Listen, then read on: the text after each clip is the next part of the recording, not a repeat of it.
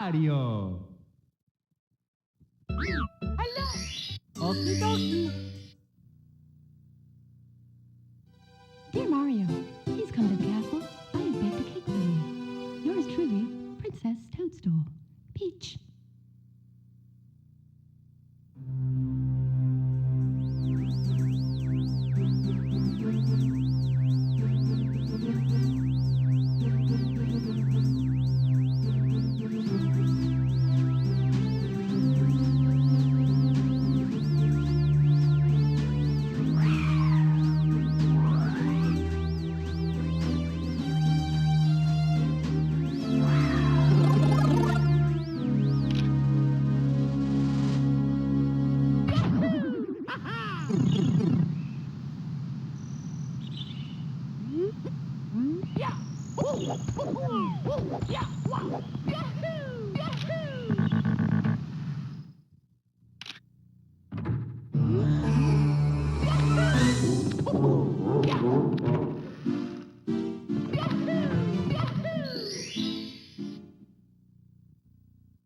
Let's go.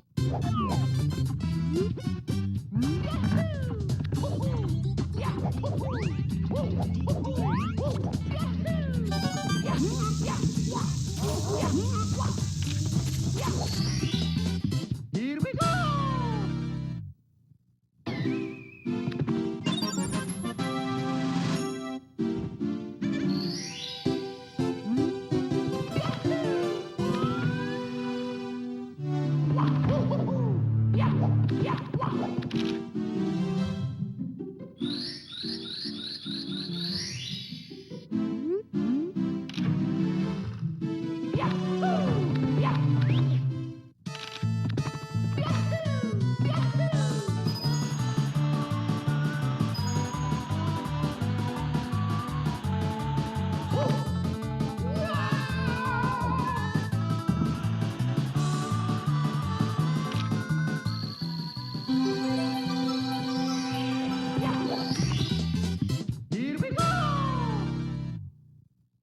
Here we go.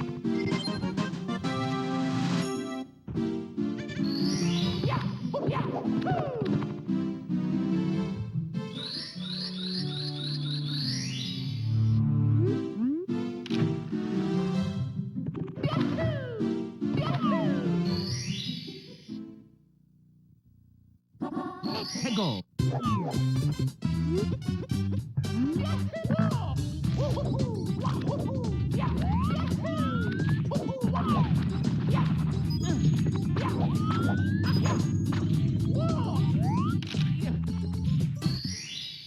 Here we go.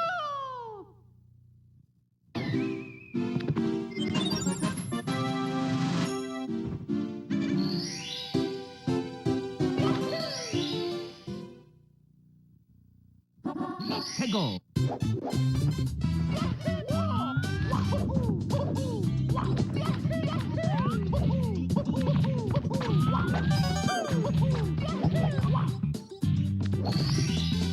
Here we go.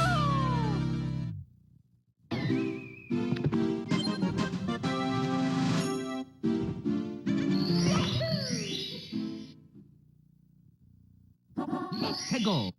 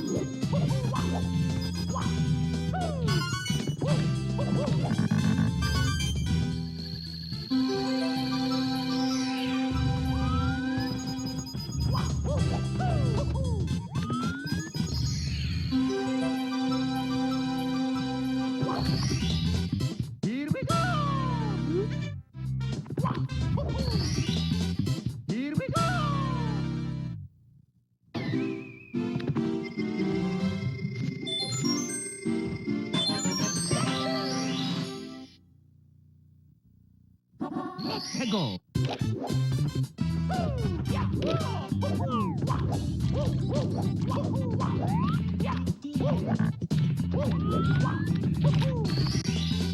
Here we go.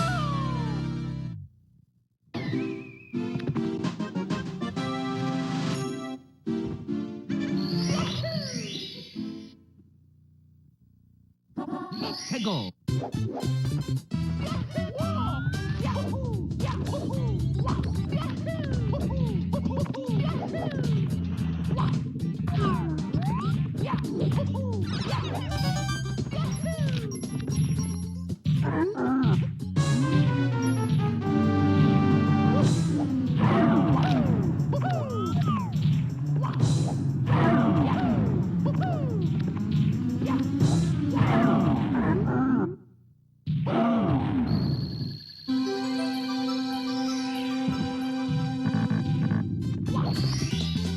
Here we go.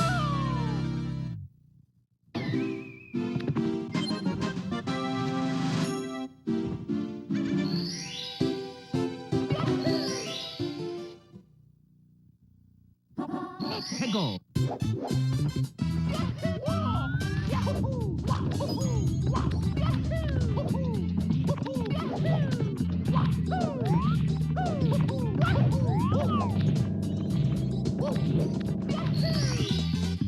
Here we go.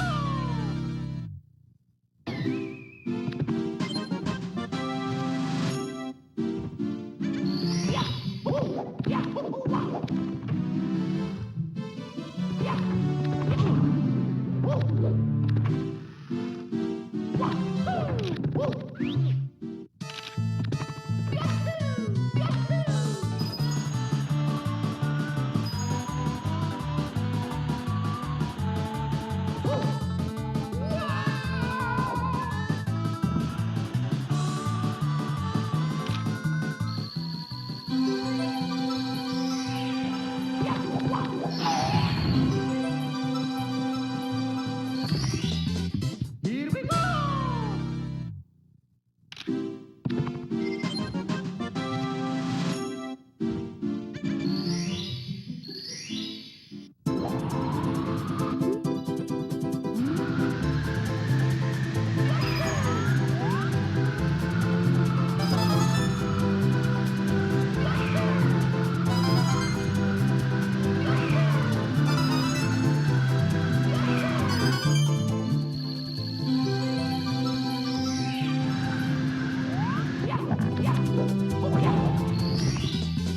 Here we go.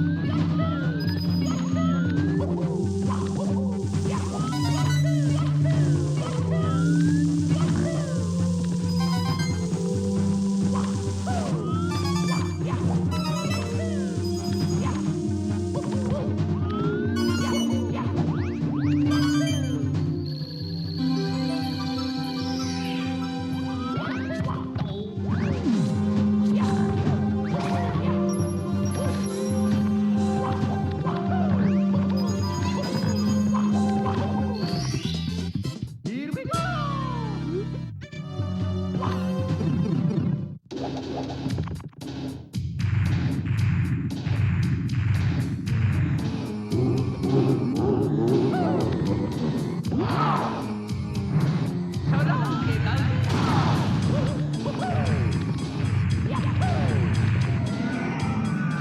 Yo, what's up, guys? I'm Zion64. I'm going to be commentating this. I rarely commentate, but I hope this is fun. There was no commentator, so I just decided to hop in What is Flixer doing? Okay, Flixer is having some issues with switching his controller. That should not be that bad though. Should be fine. Lining up the throw. Nice. While Benji's on the way to sky jump, he didn't do IHOP this race, which is totally understandable.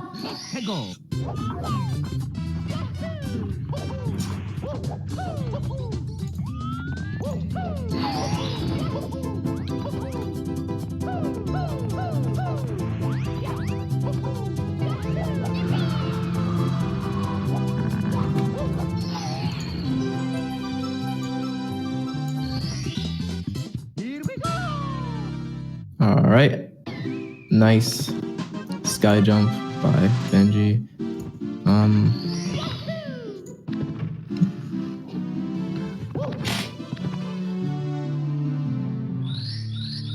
Oh, Flixer. Gonna do the backup though. Nice, good backup by Flixer. Good awareness on that triple jump angle.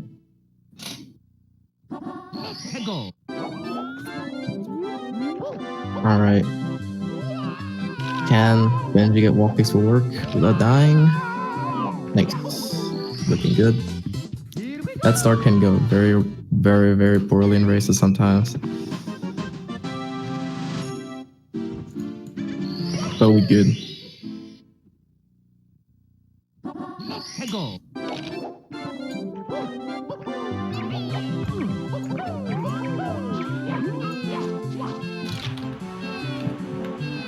Oh, that was some trouble for Benji. I wasn't looking for a second, but oh, Benji doing the Z press strat to skip the animation, the cutscene where you place down the penguin. Very, very nice. Very small time save. Not many people do. It's kind of finicky to do because you need to be in. When you're sliding up that mountain, you cannot be in the slide animation anymore, or else you'll bounce to the penguin and you will not be able to do that Z press. But it's only half a second. But it's cool nonetheless. Oh, Benji's going for C17. That is risky because he will have to do pillarless twice. Annoying Benji, he has a 47. He will go for Tama plus for sure. Tama plus both times can be very, very, very hard sometimes. But if done well, it's very, very worth it. Flixer also going for C17. Hold up. Actually, no, he's not. I know his start order. He does penguin last, I think. And I saw him do slide earlier, so yeah.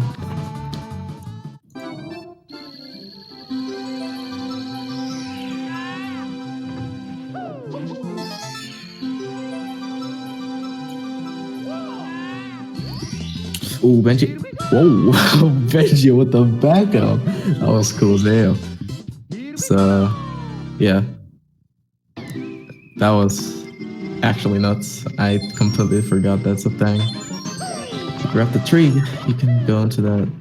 You can tap up on the tree and you'll warp down. That was cool as hell. Alright. Benji is gonna do the fast movement here. Oh, he misses it. Yeah, Benji told me he has a lot of trouble with this movement. Me and Benji were kind of practicing that movement very recently actually. Still nice to see him go for it though. Flixer finishing out the 100s right here. Having to walk a little bit into the start, but it's totally fine. 14, actually no, he's not on the stage yet, never mind. I was gonna say sub 1420 is very good, but he's not out of the stage yet. It's Benji gets the fast re-entry. Nice. Very nice to see. That's probably gonna save a little bit of time over Flixer, because I doubt Flixer's gonna go for it. Flixer also having trouble with grabbing the penguin baby, just like Benji. Ooh. Yeah, see, as you can see here, Flixer had a lot more speed and just bounce into the penguin mom.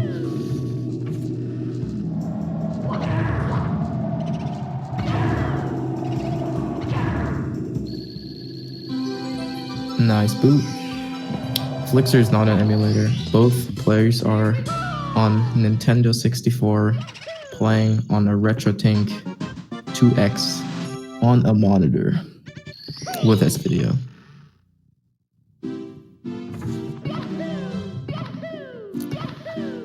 Meanwhile, Benji is going to SSL.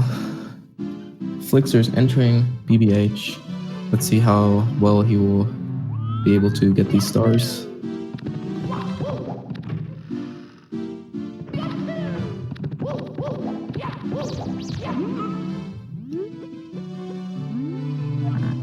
Oh yeah, I didn't even notice.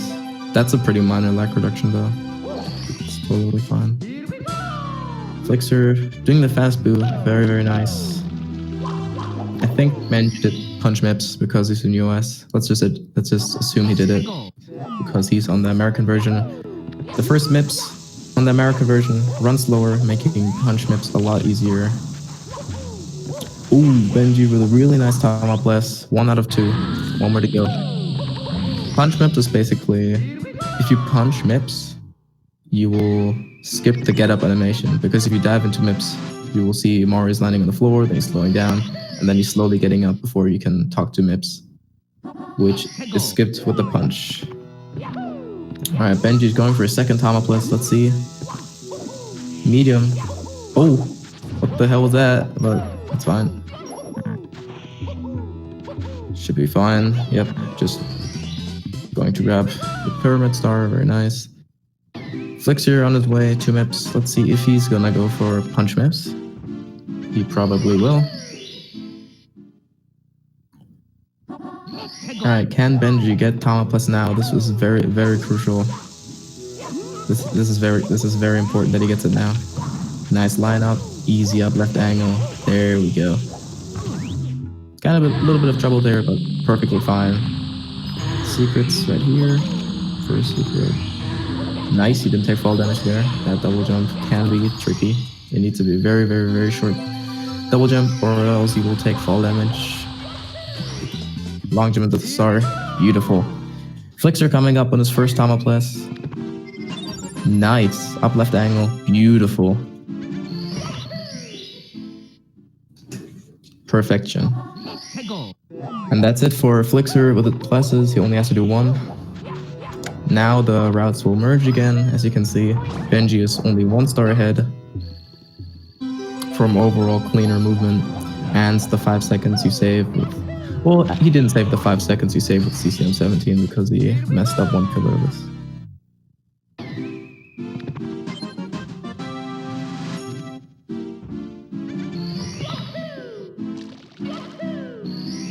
Benji on his way to LLL.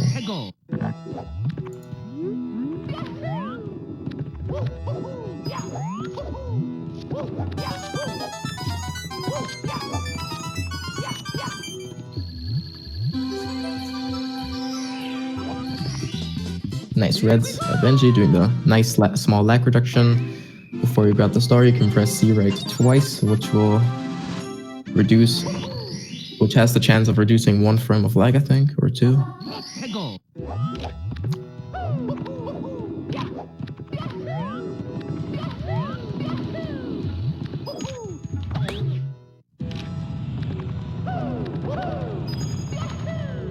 Ooh, Benji's feeling himself today. He's going for Pro Boost.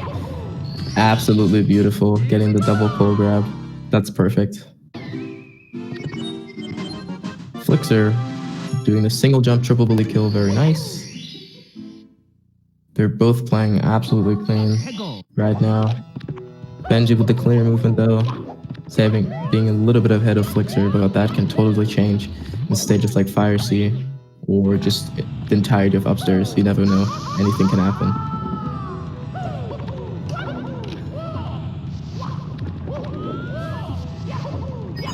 Nice volcano by Benji.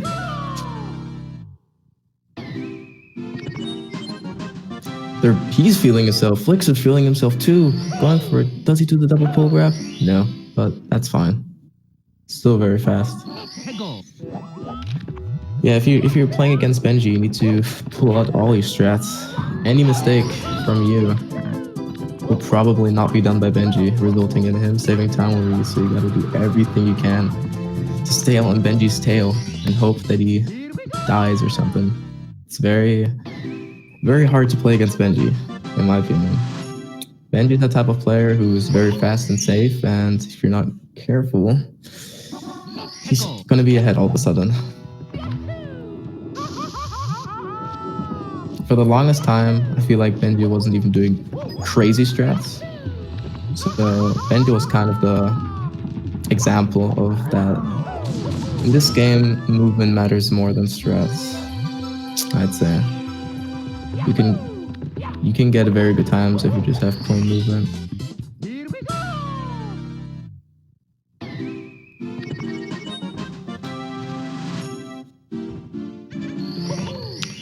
Looks you're doing that volcano right here. Can we see no death? Nice, no deaths in LLL, I assume. Benji doing a camera mistake right there, but that's totally fine. He backed that up very nicely. Still has the right angle. Nice.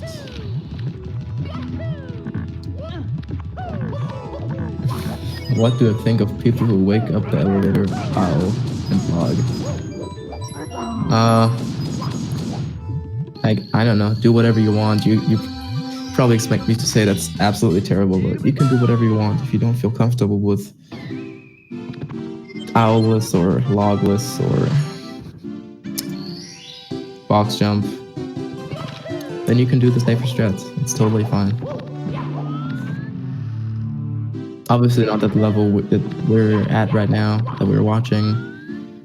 Waking up the owl, elevator, or log would not be that good of an idea at this level, but do whatever you feel like. Flixer with the alerts on. Kind of cringe, I must say, but he seems to be happy. Alright, both on their way to DDD. I did not look at their fade outs, unfortunately, but we will figure out how far Benji will be ahead by. Yeah, seeing a Flixer smile doesn't happen every day. Kind of rare, I must say. Alright, Benji gets a 22-37 fade out on chest star. Let's see what Flixer will get. Safe third chest, taking it nice and safe.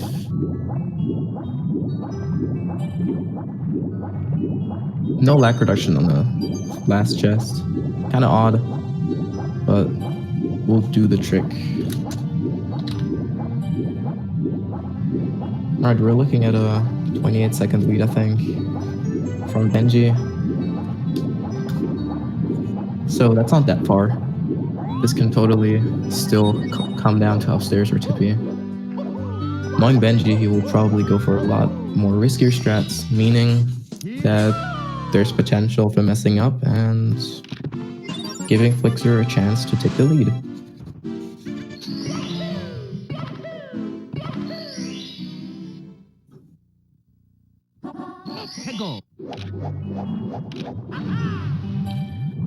Alright, Benji going for Manta. Hopefully he does not get Manta. Nice. Looking good. Beautiful. Meanwhile, Flixer finishing up DDD sub. And the level that Benji's going to go into now, this can decide a race, kind of. One small slip up can cost 20 seconds. This level's cycle based, and you want to go for something called lava boost cycle, where you jump onto this moving platform, moving staircase with a lava boost. For those who don't know what a lava boost is, it's basically just jumping to the lava. And when you jump into the lava, you get like a huge boost in height. That's a lava boost right there, but that's not the cycle. This is pretty good for Benji. Oh, Benji forward side flipping could still get lava boost cycle if he plays it very well now. Yes, this looks good. This level. Oh no, Benji not opting for going for it. I understand, because he would have barely made it, and if he would not have made it, he would have lost this cycle right there. Missing lava boost cycle only loses about like 10 I want to say 10 seconds.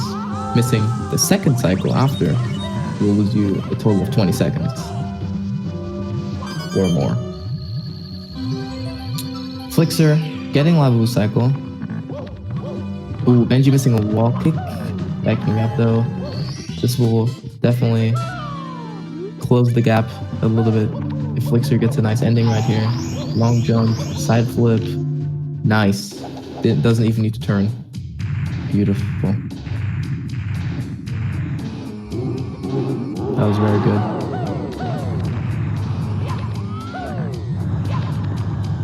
That was a clean fire sweep by Flixer. Flixer definitely closing the gap a little bit.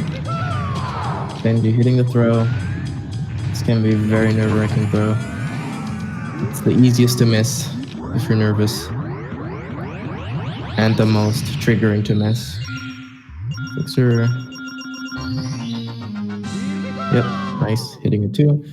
26.05 by Benji. And Flixer's going to get like a 26.20 or 26.19. So this is a lot. This is getting close. This is getting very close. Yep. This is only a 15-second gap now instead of a 28-second gap. So this is super close. Benji will go for double withdrawal, triple jump wall kick, which will save a total of 4 seconds over Flixer. But I think Flixer goes for them. I'm not sure if he will go for them this race. Maybe he'll go safe. Nice castle movement by Flixer. Benji missed a coin though. Nah, he's not going for it. This is fine. You can miss a coin in this route. It's not too bad if you miss one. Nice, beautiful. That was really nice by Benji. Reacting to the Skeeter RNG. Nice nice reaction to the coin box RNG. Flixer right on his tail though. Getting worse Skeeter RNG. Giving Benji a little bit of a time save there. Nice coin box by Flixer. Saving the time that he lost right back. This is intense. This is very intense.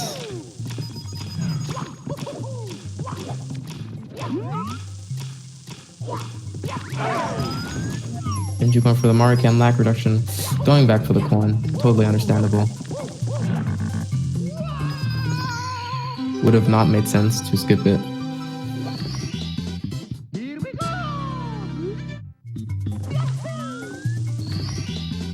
Here we go! And Benji's at with a 28.01 or 28.02.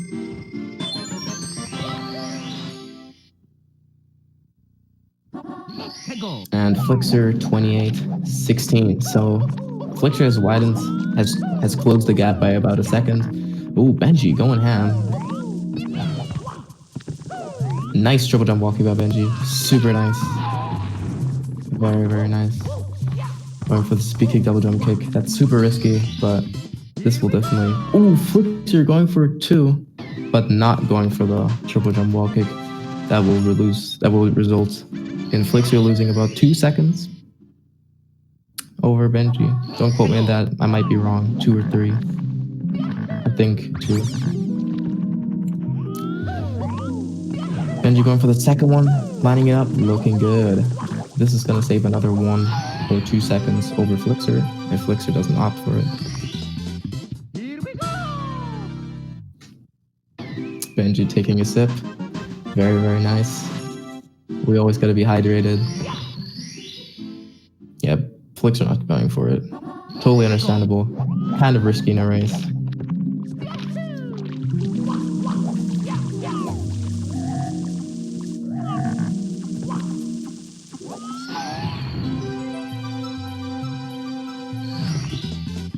Benji not doing the second part of the lag reduction with the Mario cam down right after the star spawn. That's fine. That's super small. Super, super small.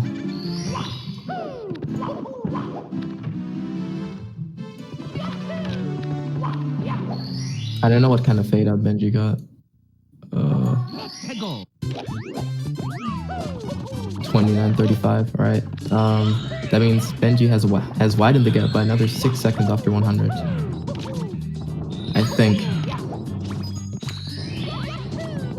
decent secrets by Benji. I didn't see what I might have missed something. I might have missed a mistake, but I'm not sure. And if he did a mistake, he backed it up very nicely. Very nicely. Flicks are getting stuck.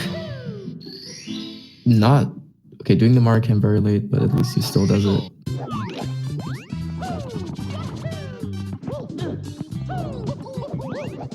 Odd camera by Benji, but totally fine. Still fast. Left side clip from Benji. Here we go. And gets it. Super consistent. Left side clip is very consistent. Very nice. Flixer is gonna follow up with it in a moment.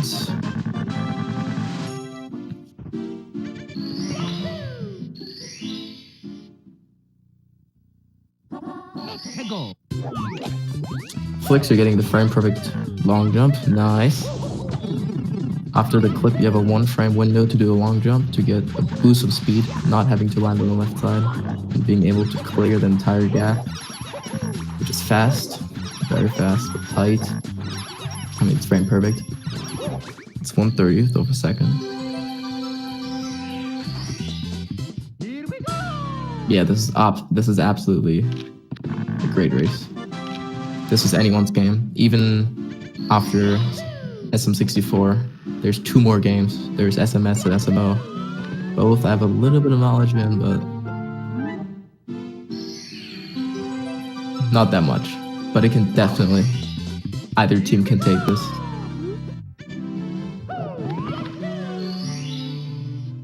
Alright, TTM, apparently the 3rd easiest stage coming up.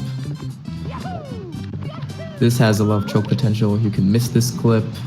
You can miss lock wall kick coming up right here.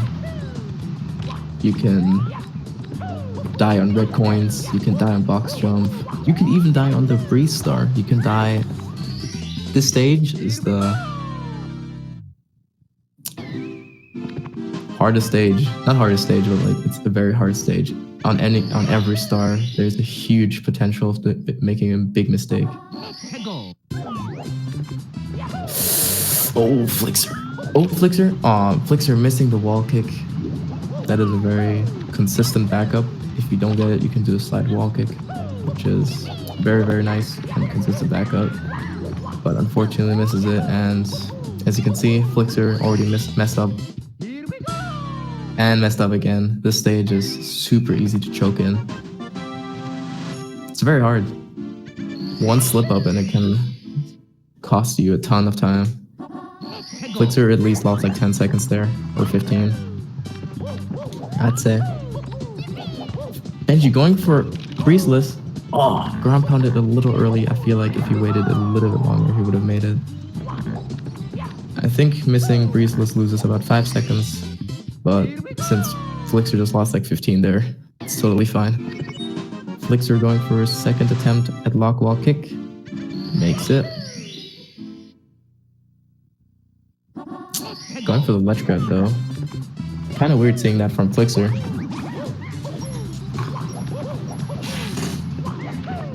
Okay, Benji going for the spooky jump dive. Nice. These 4 reds are very scary, especially that dive rollout. Very nice red maze so far. Absolutely beautiful. That was perfect, one might say. Except that star grab, but that's totally fine. Flixer getting a 2nd log wall kick. Benji only needs box jump now, and Flixer needs 2 more stars. So Benji had a, I'd say, I might want to say a near perfect TTM. Ooh, Benji kind of messed up his angle there. He might miss box jump now. Okay, he made that. Flixer going for it too.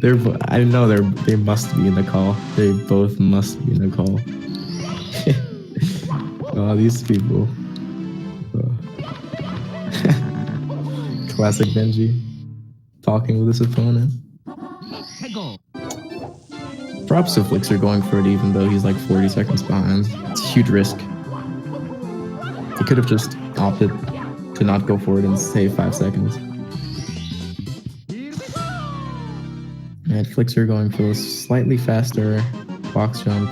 Not fast enough to save time, but still nice. Alright, Flixer's out of TTM. Benji also got a perfect snowman's head, I'm pretty sure. So, can Flixer answer back with a perfect snowman's head as well? We will see it right now.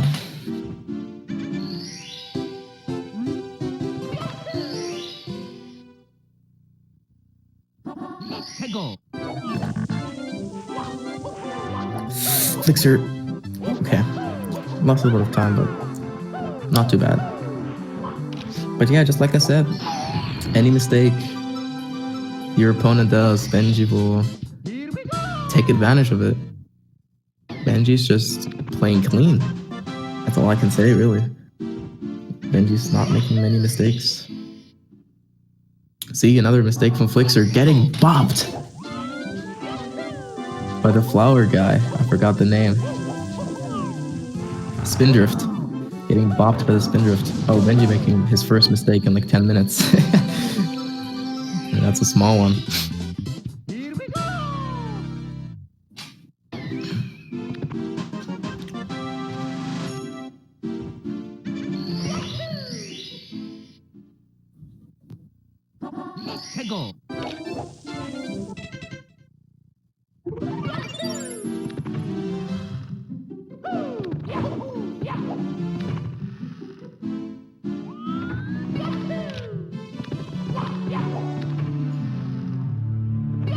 Benji going to grab Mips. Probably not going to go for punch Mips. Oh, Benji doing a speed punch on accident, but that's fine. Just going to grab him in front. You're going to grab Mips in front of the SSL painting. This will result in a few seconds of time loss, but that's not too bad. It's very small.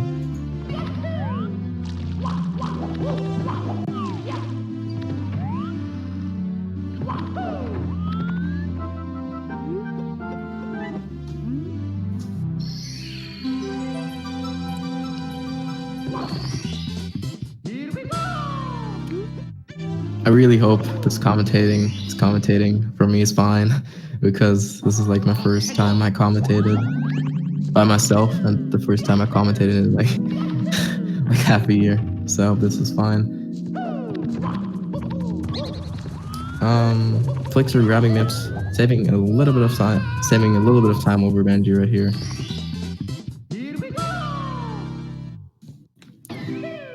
Getting a clean box jump though. Let's see if Flixer can also get a clean box jump.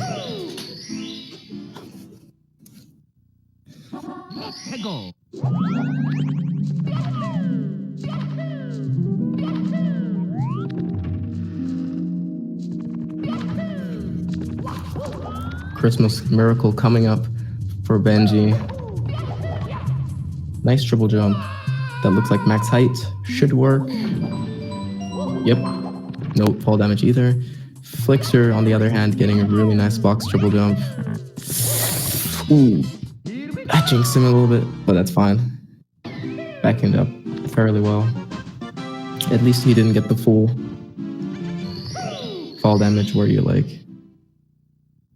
take 4 pizza slices of damage and you lay on the floor for a longer time. So that's fine. Only 1-star difference. This is a super close race, to say the least. This is very close. 1 star is like, I'd say like 30 or 40 seconds. More like 30, but for... Oh, Flixer missing Christmas miracle. Missing the backup too. Missing the backup again. Alright, 40 seconds sounds more like it now. But yeah, this is a 3-hour relay, so 40 seconds is like nothing. This can totally go into either. This dub can totally get. Any team can get this dub. I'm trying to say, any team can get it. Team Benji boys or Team ClintStevens. Either one can get it. I don't know the other players in the other team, but I can see this being a very close one. Unfortunately, I won't commentate SMS or SMO because I speedrun those games, but I'm very, very bad and I barely have any knowledge in them. That would my SMO or SMS commentary will be very ugly. So I hope someone can hop in after. All right, Tippy coming up for both runners. This can be Choketown. Every star in Tippy has a huge potential of choke. Like Benji could have died there, and could have died like 3 different times in that star. And this is only the first star of Tippy. So yeah, this can definitely still be either Benji will pull through, or we can see Flixer getting close, or even winning. Okay, Benji going for a side flip. Black at the bounce, very nice. Good pull grab. That was like a 2B press pull grab, I think. Only took up 2B presses. Oh, Benji missing the double jump. That is heartbreaking. Flixer, on the other hand, dying on the triple jump. This totally looks like Team ClintStevens now.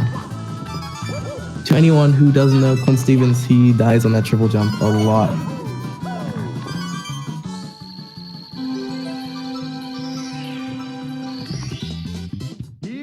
Alright, Flixer getting the bounce. Grabbing the pole. Oh, he's not grabbing the pole. Alright, he grabs it. He's mashing for his life and he's on the pole. Oh, Flixer jumping too early. Flixer on the cam. He's going ham on the cam. Alright, Benji going for lackey bounce again. Getting the bounce. High bounce. Having the time of his life to jump on the slope. Is Benji gonna take it safe? Yeah, just gonna not do the double wall kicks. Double C left. You only need 1 C left for the lag reduction, but it's fine.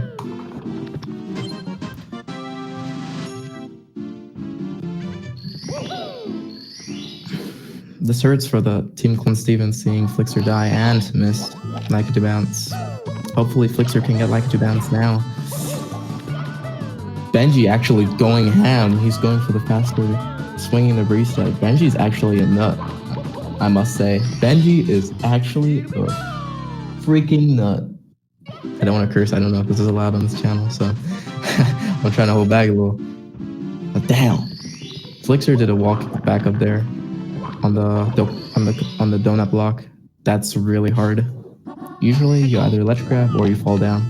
Wall kicking and ledge grabbing is super tight there. It's super hard. It's fairly rare to see. Okay, Benji starting with 100s. Nice angle, should wall kick. Ledge grab skip. Nice. Good start.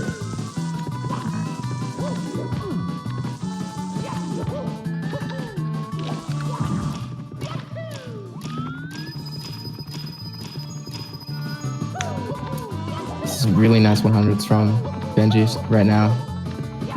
Oh, Flixer got his like to bounce finally. Catching a break on the trolls. Benji with 70 points, looking clean. Gonna go for the jump dive right here. Beautiful. Nice 80 coin box. Nice 90 coin box. Those were crispy 100s, as the youngins would say. That was perfect.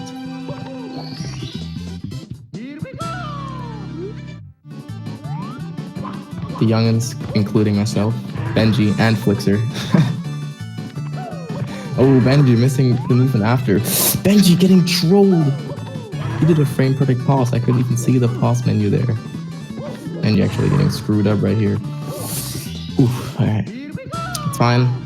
Still got a big lead over Flixer. But I know how Benji might feel. It's just a very... It feels like a very unnecessary mistake to make, which could bite the team in the butt later.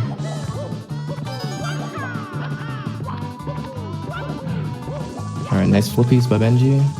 Oh, I cursed it. Ah, Flixer missing triple jump wall kick. Flixer looking like What will he do? Flixer missing the triple jump. Does he have a 48 and 70 star? Does he have a 48 and 16 star? What is he doing? There we go, we got there. Alright, Benji, not doing flippies for now. It's faster to do a non-moving star after you die. Good awareness by Benji. Here we go. Flixer with 62 coins. He got the backup coin.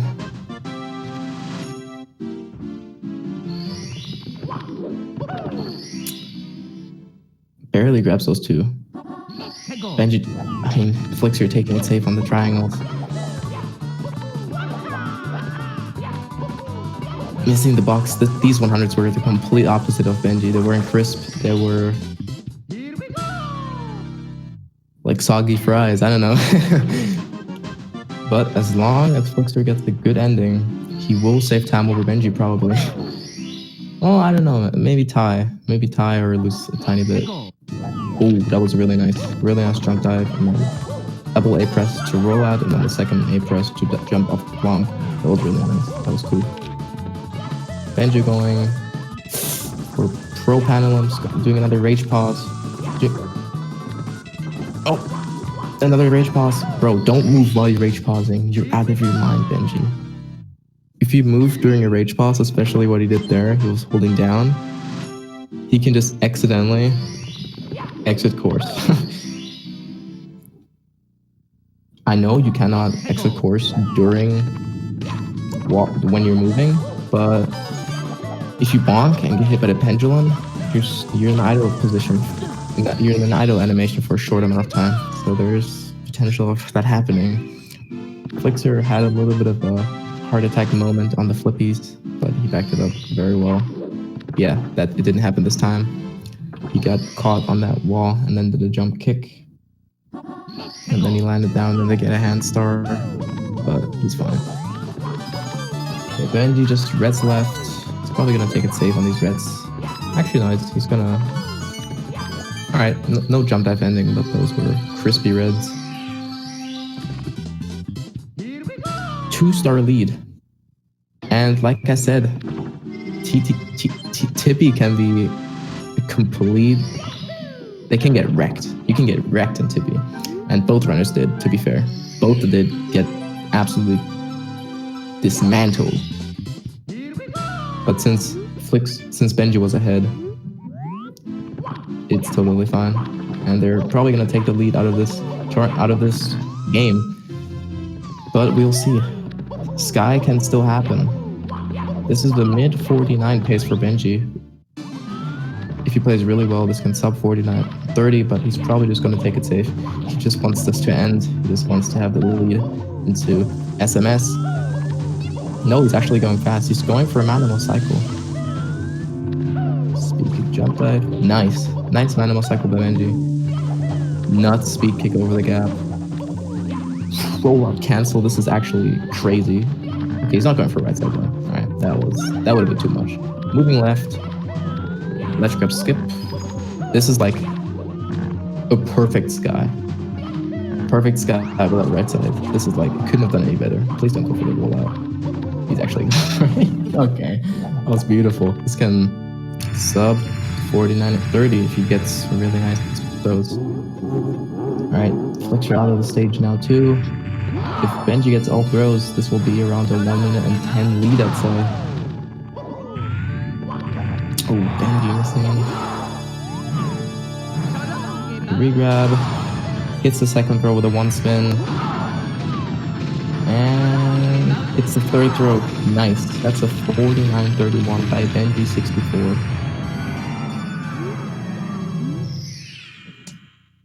Very, very nice.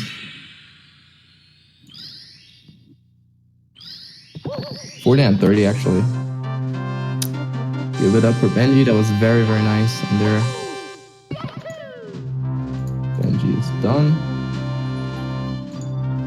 And let's just wait for Flixer real quick. I'll stay until Flixer finishes, and then I'll hand the commentary mic over to the next commentator.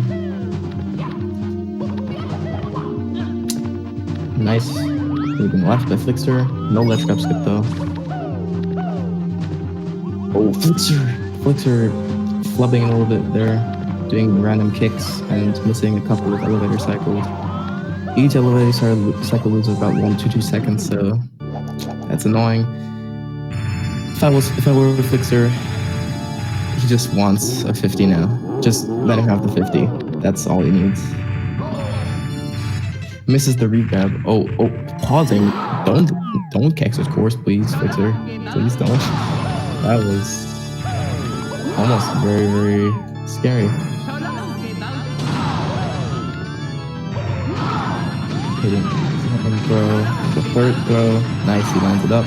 Not a 50 though. Low 51 by Flixer. I mean, not too bad of a time, considering that Flixer has been only doing 120 for like the past 2 weeks.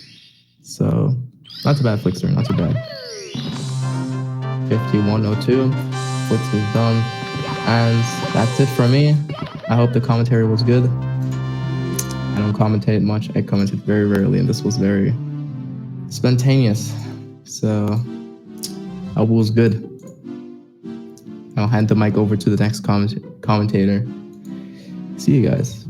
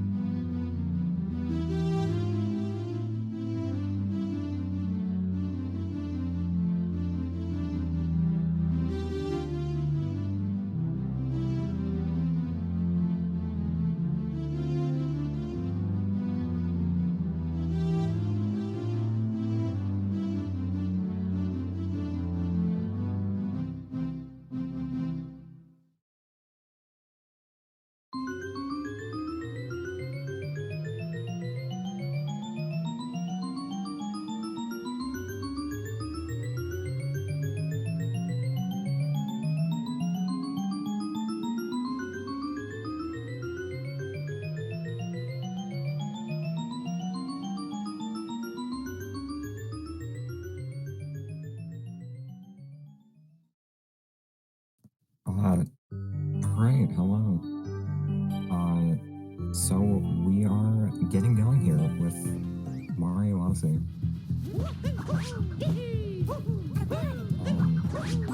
Yeah, we got a good old Source 28.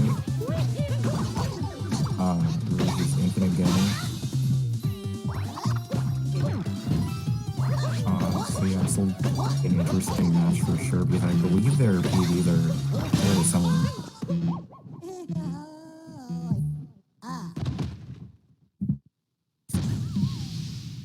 Alright, finishing up the Cat Kingdom. Let's go. So it's the 227 cap. Getting off to a good start. Infinite, I got a 220, yeah, that is a 226. So both of these players have 101s. So, should be an interesting match for sure. We do have like we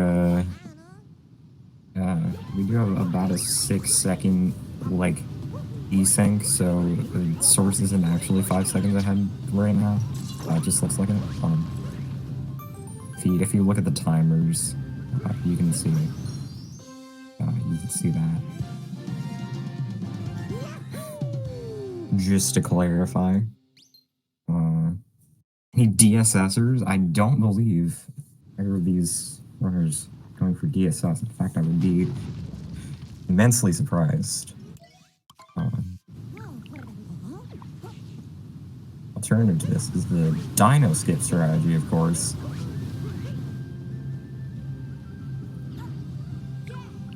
Gonna go over here. Happy's gonna go off on us for a second, and yeah.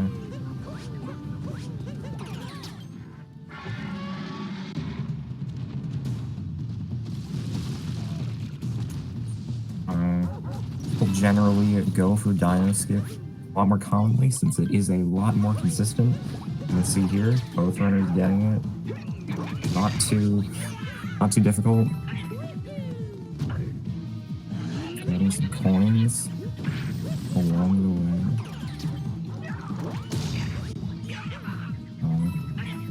That's gonna...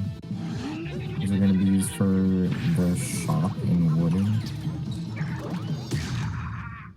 Shoutouts to ClintStevens for getting word from Infinite Gamer.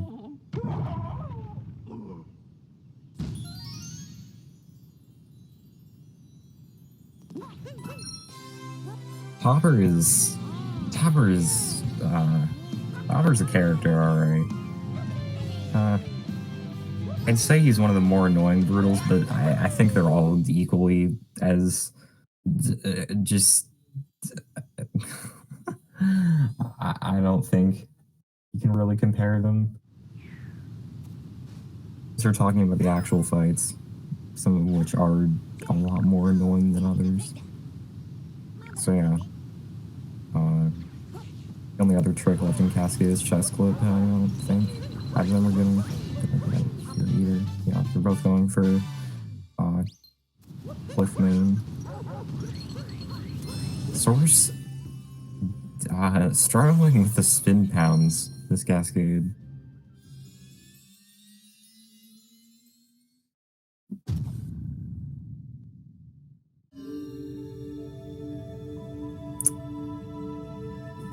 Right?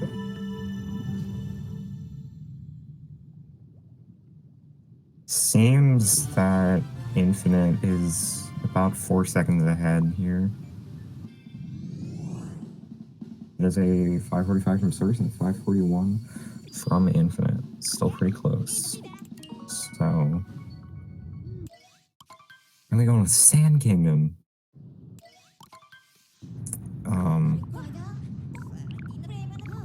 Yeah. This has the ESTA strategy, if you've heard of that. So Dram strategy, also potentially even reverse Jaxi strategy, but I mean, that's kind of up in the air. 101 is a fairly 101's a fairly common time to just start doing reverse Jaxi now. I feel like as the meta's evolved, but definitely not everyone.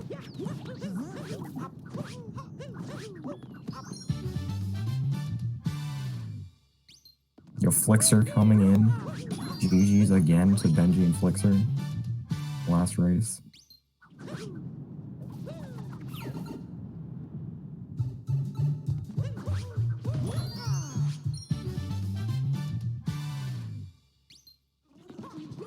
Alright, yeah, so when you go inside this rumble room, we set up the clock before we start every run that it shifts forward so that it hits daylight savings time while you're in that pipe sub area, and you'll see they're grabbing a seed moon it's timed, so while you're in that pipe sub area, it hits daylight savings and the clock shifts forward an hour, so the game thinks it's giving the seed time to grow, because the seeds in this game do grow in real time determined by the system clock, so we can abuse daylight savings time to get a fast extra moon. If you haven't heard of that strat already, it's pretty cool. Yeah.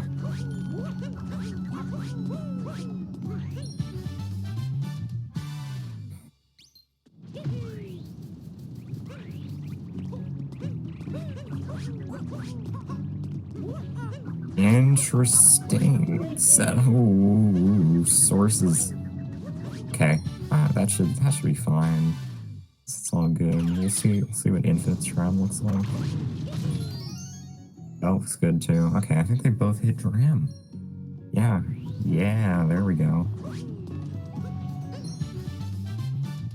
Successful Drams on both sides.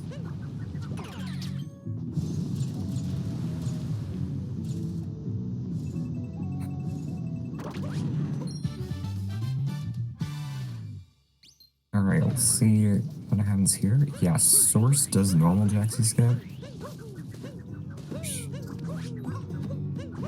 Makes sense. Yeah, they both go for normal Jaxi skip.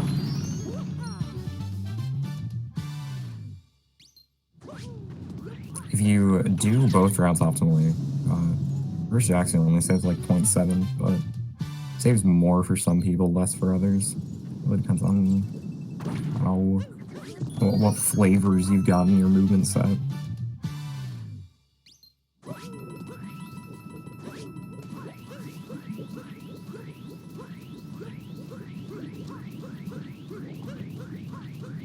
Oh, okay. Got the spin. Got it in the end.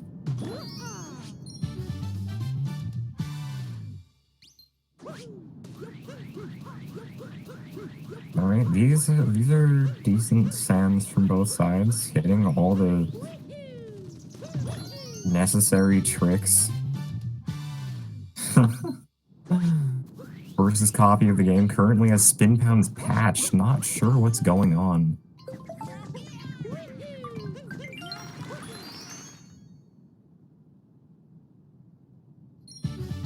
Who's getting the single spin throw notes?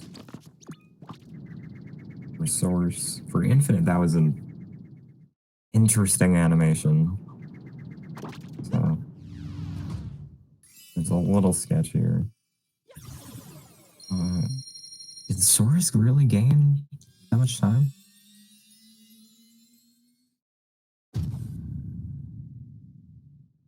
Let's see.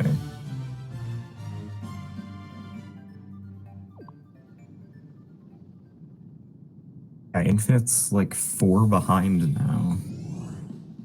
Is interesting.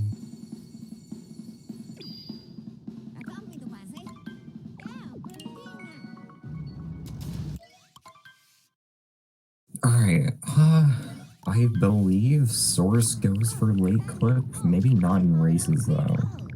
We'll have to see. Lake Clip is a pretty normal strat for 101. Really depends who you are though. It does save 7 seconds if you do it well, but doing the Lake Clip well is it's just messy.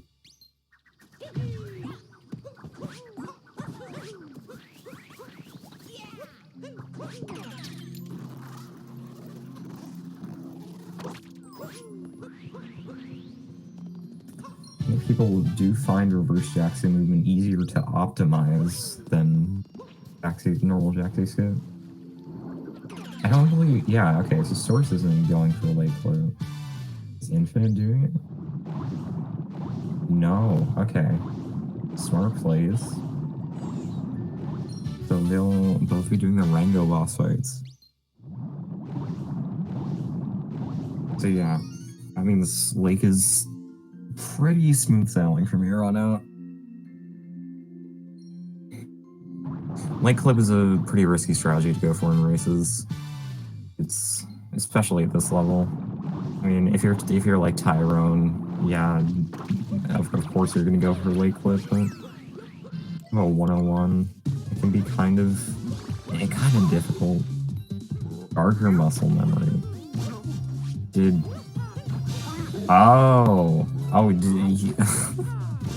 he didn't even mean to. Interesting. Well, good play.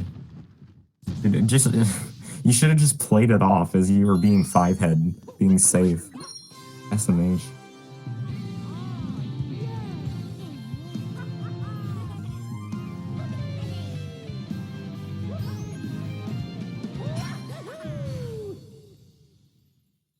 Yeah, Lake Clip's hard to save time with, especially in a setting like this.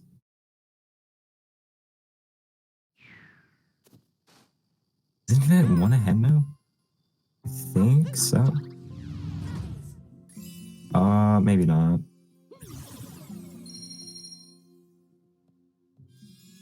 It's like 2 behind, okay. Yeah, this is still pretty close. No devastating mistakes, really. Not quite yet. Oh, wait. What was I thinking? Oh no, I was being smart and reading the timers like you're supposed to. Okay, now we're gonna go on to Wooded. Now, Nutcliffe's a little scary at this level. Usually not a problem though. Nutclip is, I find it surprisingly easy for top runners, but shouldn't really be surprising, given that they've practiced it like a lot. And it's a trick that saves 20 seconds, so it's going to be high on your priority list to get down. Yeah, Nutclip can be a little sketchy for sure. Okay, so we're just going to be heading. I put them do like tree route. It's a pretty standard strat for 101. At this point, most if not all runners are doing the optimal wooded route.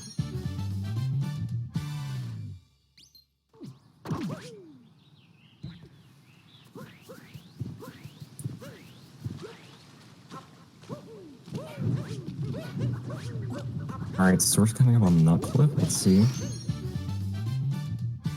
That might be good. Oh, he did it. Infinite? That might also be good. Okay. Both Nutclips successful. Source had a little bit of trouble with out of bounds movement, so I think Infinite actually gained quite a bit of time there. Infinite's out of bounds was pretty nasty, as in pretty gnarly, as in pretty clean. Pretty nasty as in pretty clean, you know? Makes sense.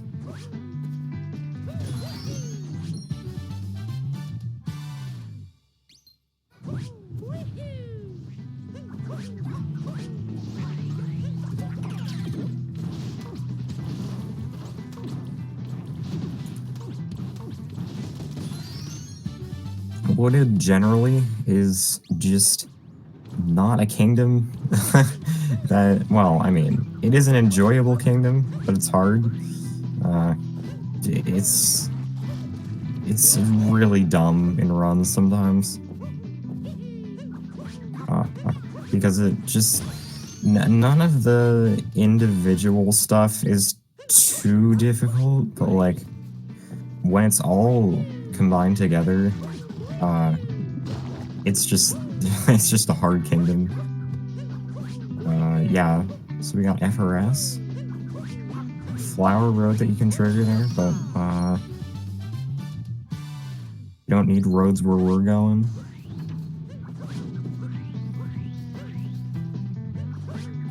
Now we're gonna enter the tower. Yeah, this is still very close. Kind of to be expected because they're similar skill levels, but I don't know. There were definitely a lot of points where substantial lead could have been lost or gained. Yeah, we are still about 3 to 4 seconds apart here.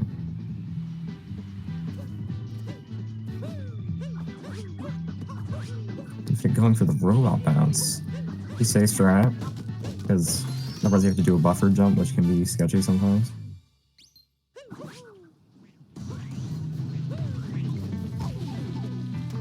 Oh, that's unfortunate.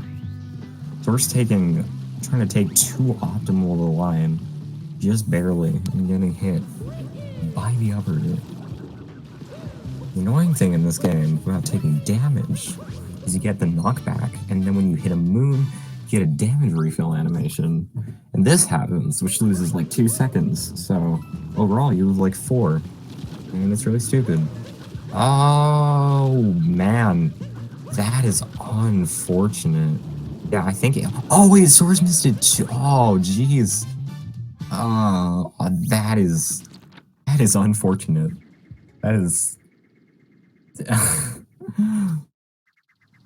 We're receiving confirmation from Source himself that this game is dumb.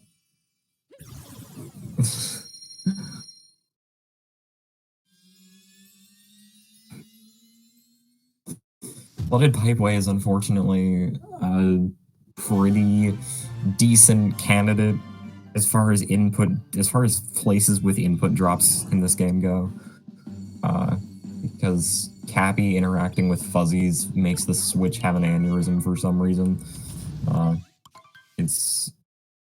And many other things in this game that make far less sense than that even.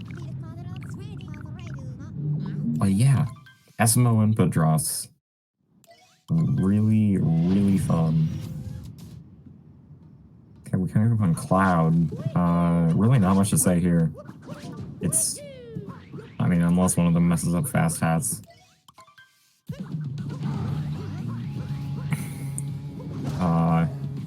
Yeah, you're oh no,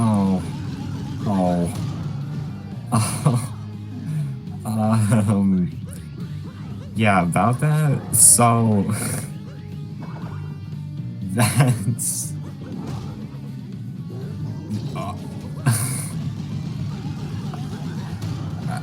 I'm sorry.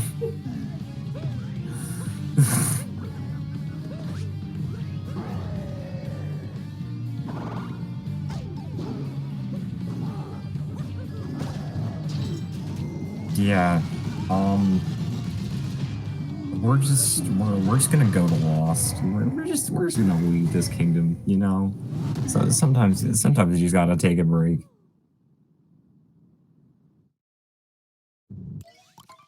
We're in Lost Kingdom. Well, see, Lost is like 10 times more stressful, so not much of a break. Especially when that happens.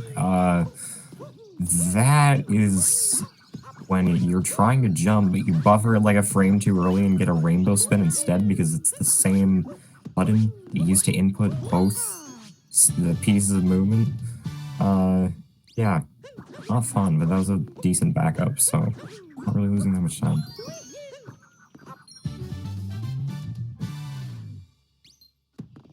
Will either runner go for I don't think Source's propeller, yeah, Source's propeller is in a position where he can do that. There's a strat there where you can spin pound and then motion control, roll cancel, and triple jump. Looks pretty cool. Wow, we had a perfectly synced moon tick there. I believe either of these runners are going to be going for a reverse trippy at all. Or maybe? No, wait, no. I am stupid.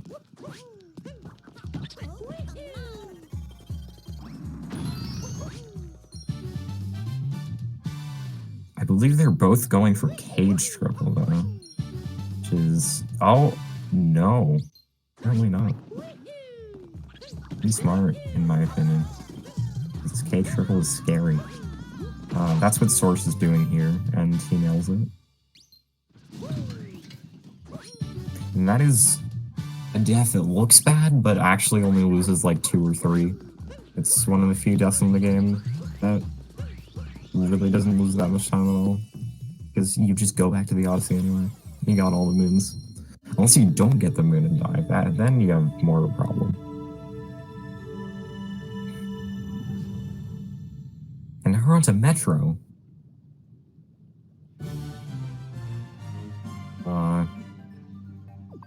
So yeah, this kingdom has the only really major element of RNG in the game, and when I say major, like that's just relative. The most Wiggler RNG can really do is lose you like 5, maybe. So yeah. This game really not heavy in the RNG department. If you're looking for RNG, we do have Sunshine coming up next, so stay tuned for that. But this is not the place to see it. Source, I think his dive got dropped or something. I don't know. Having a grand old time. Infinite's still going for the Goomba, and it ended up working out. It was way off the left there. At least that's what it looked like.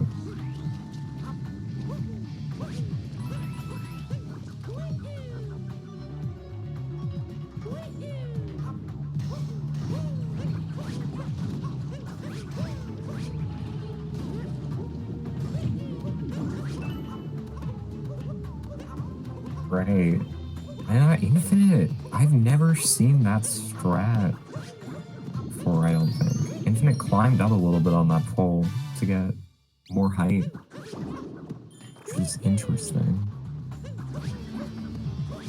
Nice. Shoutouts to Twitch.tv for telling people to turn off their ad blockers every 10 minutes when they don't have ad blockers enabled. Is this PlayStation 5? No, this is the Nintendo Switch. This is not PlayStation. This is a Mario. This is as far from the PlayStation 5 as you can get. We're working with 3 different Nintendo consoles.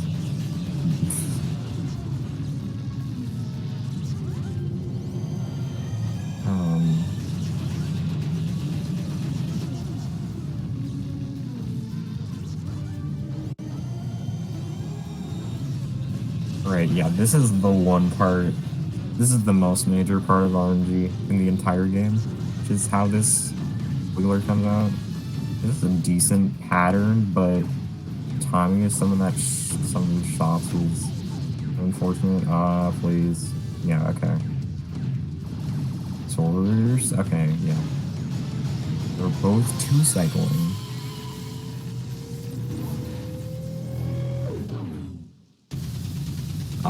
Three-cycling intervals is about 30 seconds, but 3-cycle is not something that happens too often at this level, although it can. If your pattern's really weird and you have a lot of segments to hit at the end.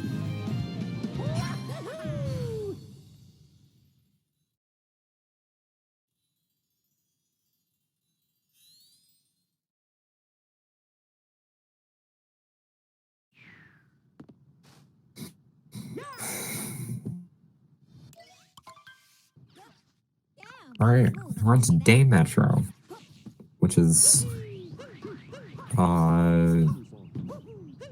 even more stressful, generally.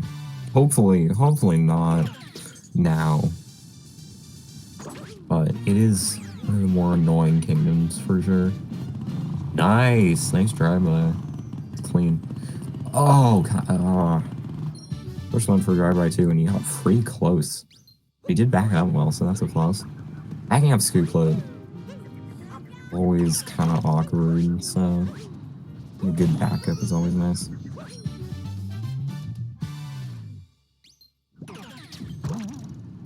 Because you do have to go all the way around the cage, and it's like,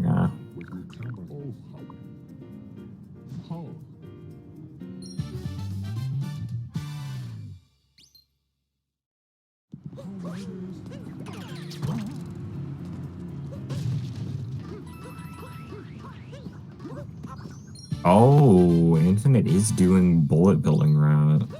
That's interesting. I think that is one of the strats that's starting to get implemented earlier now. Yeah, Source is doing it too. Oh. So yeah, they're gonna go into slots, and then we're gonna, after this pylon, roll over to this sub area, get 2 moons, and skip the musician moons since they have story moon cutscenes, which are slow. This cutscene is about 2 seconds, so not a ton, but decent amount when you're playing at a higher level in a game like this. Oh, that was far forward. It was a nice insta-capture. Let's see what kind of... Oh, Source didn't even go for it. Probably smart. Oh, okay, yeah, yeah, so if Cappy is too far off the edge there, you don't get a vault, and if you don't get a vault, You can't cap bounce. You kind of need that distance in order to get up. But yeah, that happens.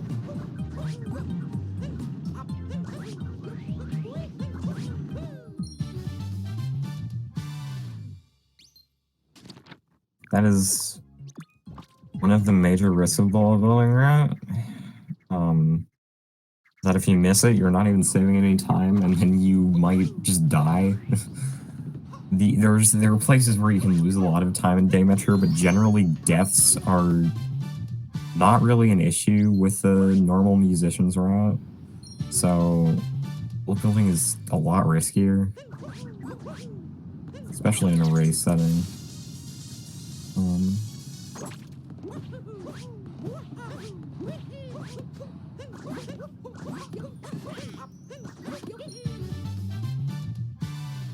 Alright, yeah, Infinite's finishing up here. Nearly a gold. Oh, well, it did have a pretty clean drive-by, so can't say I'm surprised.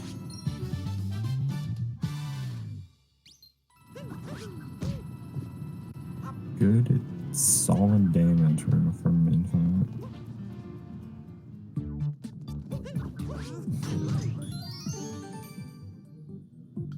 Okay. We're going to Snow Kingdom, unless they select Seaside first, for some reason. Even though they both definitely have more than enough coins.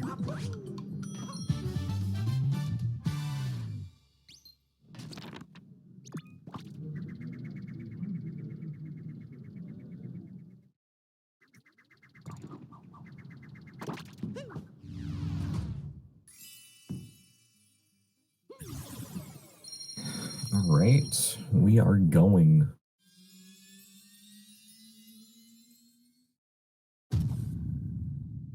As you can see, this game has quite a few cutscenes. Thankfully you can skip all of them, but there's just so much that you have to skip through. Like,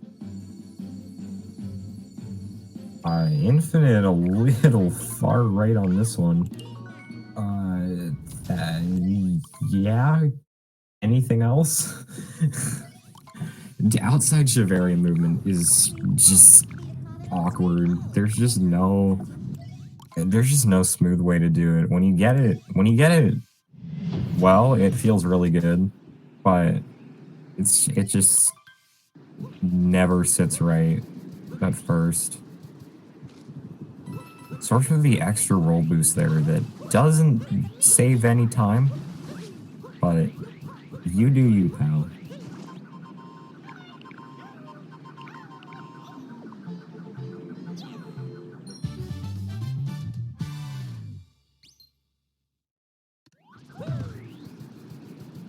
Man, that is a deceptive first part there, because you can get speed on the slope that comes after it without roll boosting at all. But generally roll boosting is fast, so it's kind of deceiving. Infinite missing moon clip doesn't really matter that much, save like a second. Over the spin pound strategy, which I can definitely get behind, especially for races, because it adds a lot of consistency. Source not even going for moon clip, probably smart. Though he is considerably behind now.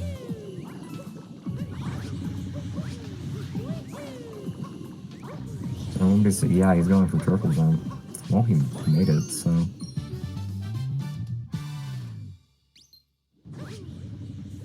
Pretty already never.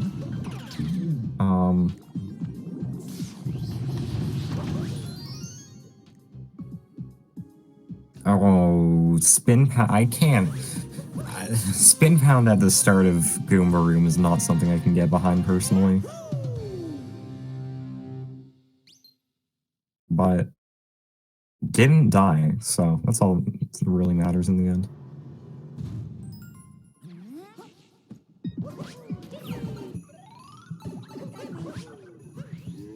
good triple strat.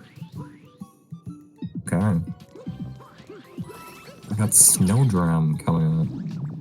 Yeah, the way Source does it is generally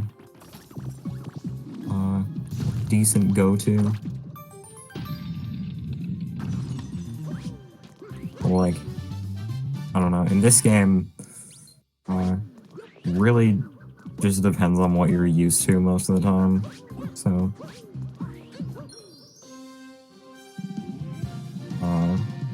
certain strats, because a lot of the time, movement in this game, alternate movement in this game, from what everybody else does, really isn't that much slower. Unless you're completely changing it. Anyway, Infinite. Wow, okay. Yeah, Infinite did not really vectoring there at all into the Rainbow Spin. We're out of it. But like, I think Cappy was so far off the edge on the vault that he had enough distance to make it anyway. I think that's what happened there. I didn't see any vectors, but it could have been the weird camera angle, I don't know.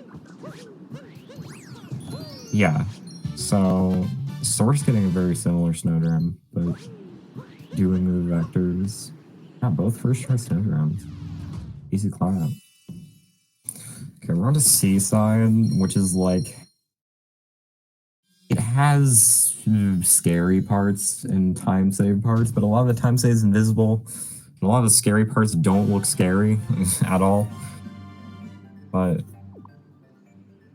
it's a very deceiving kingdom, for sure. Especially at the top level.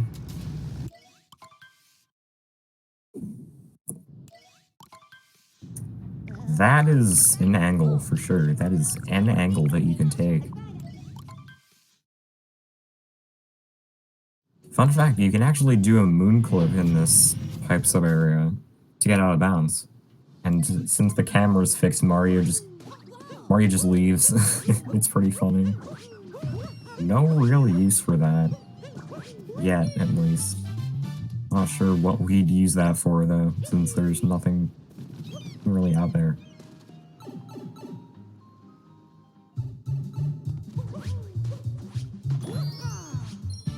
Right, yeah, Infinite's gonna be capturing the fish, and he's gonna be taking that for the entire rest of the kingdom. So, fish lines are a pretty crucial part of going fast here. Source going for the up throw? Really? That is shocking to me. That does not seem like a strat Source would go for. I generally see him going for very consistent stuff. Especially considering he runs darker frequently, which is over 3 times as long as any percent. So consistency is very, very important in that category. So that does shock me a little bit.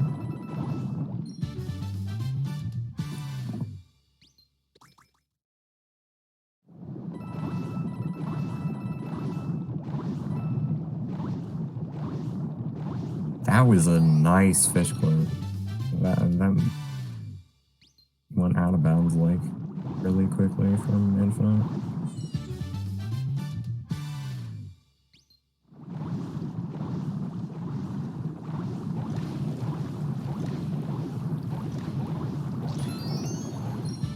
Alright. So we're gonna be heading on to Luncheon, which is also a pretty stressful kingdom. Think like wooded, but maybe worse. Probably not quite as bad, but it's at the end, so like nerves get in the way a lot. Again, if you're doing the speedrun route that most people do, something like Mitch Tyrone, Lucid, 58 runners, there isn't too much particularly hard stuff in it. It's just everything kind of adds up. And none of the movement is particularly easy either. So it's kind of a daunting kingdom. Yeah, that's another instance of where taking damage can lose a lot of time in this game. Because Source did get hit by... I don't even know what those things are called, I'm gonna be honest. The Here First word is sea bacon, so we're gonna go with that. I got hit in between like chest and the tunnel moon. Yeah. So I'm gonna be seeing, I believe Infinite did Salt Triple. We're gonna be seeing that again from Source. That is kind of low. Yeah. Jumped a little early. Jumped a little low on the salt pile. So he didn't quite have enough height. That saves about 2 seconds over the alternate strat there.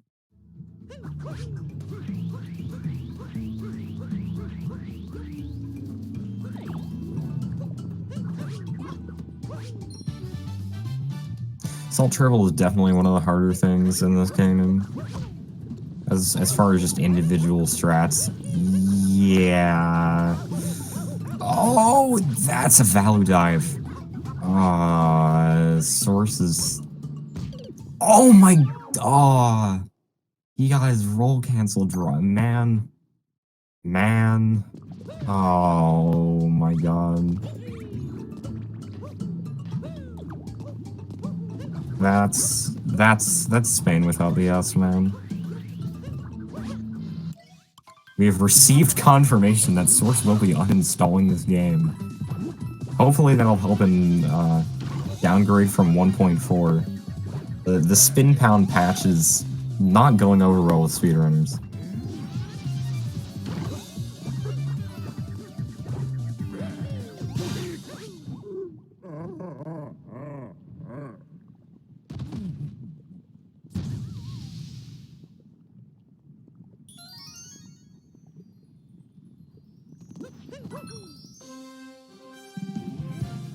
Eden absolutely clowning on their boyfriend in VC.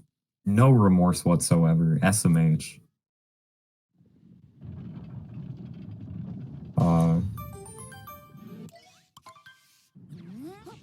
So, yeah. That is... Yeah. There's a camera manip you're seeing from Infinite right now. Well... I think that was... Oh, yeah. Unfortunately. Yeah, but if you turn the camera up there, it freezes the Podoboo because this game loads in objects in an interesting manner, to say the least. And that can help with making an early cycle.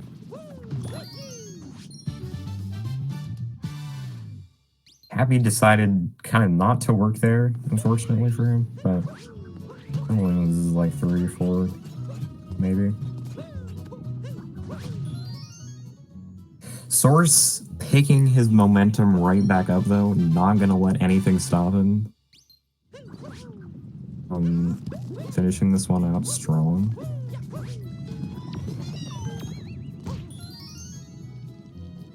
Ooh, okay. It's interesting.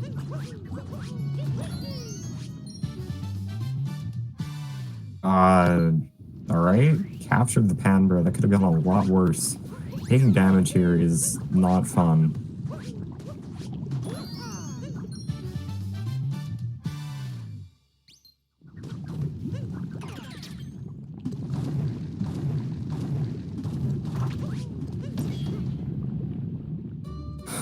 So, yeah, this race is... This is really difficult for Source to come back here.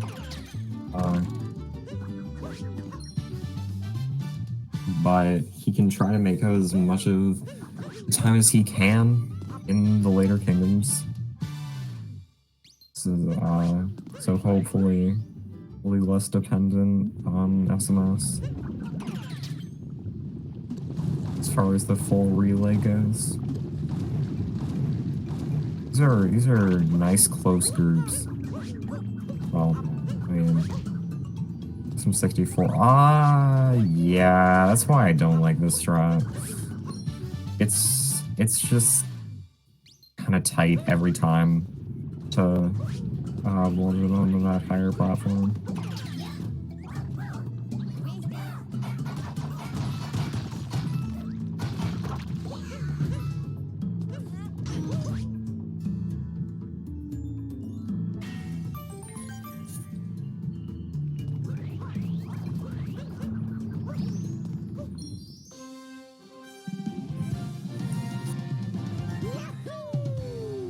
Right, we're going into Ruined, the most exciting kingdom. Get your Dark Souls jokes in while they're still funny. Which, about that.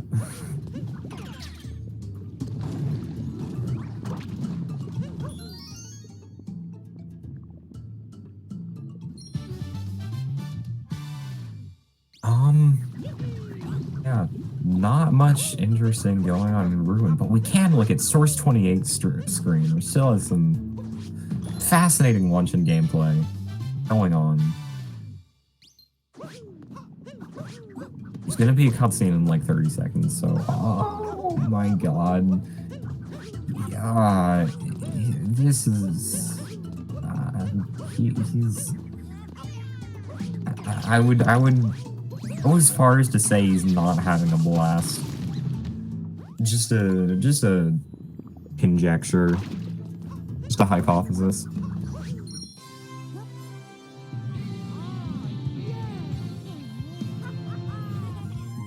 Yeah. Seems like I was correct.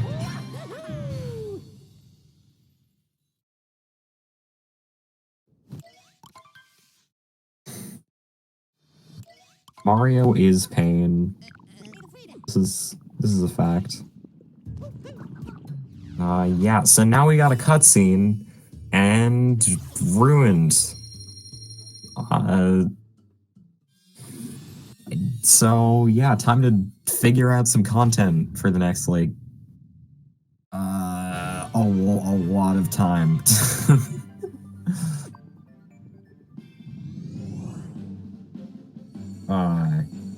Yeah, look at those. Look at those jumps. You know, look at that menuing from Source 28. Look at that mashing. Perfect.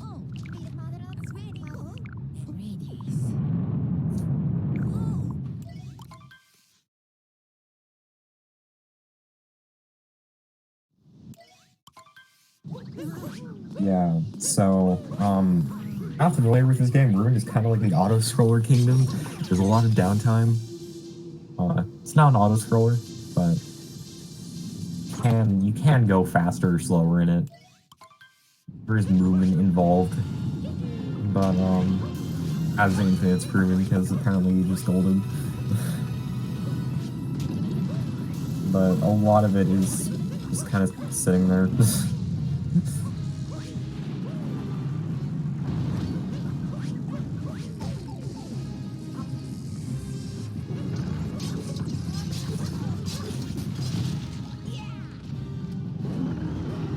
Infinite pulling out the 2-second Ruin gold. That is spicy. It's just in from Source 28. If I have another split that goes bad and Infinite says I think that's a gold, I'm gonna cry. It's gonna be okay, man. People hug.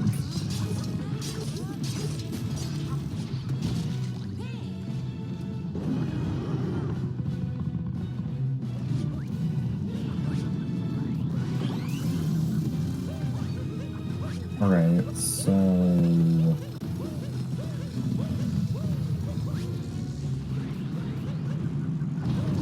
into Bowser's. Kind of a stressful kingdom. if you're sensing a theme here, a lot of these kingdoms are stressful kingdoms. Generally how this game goes.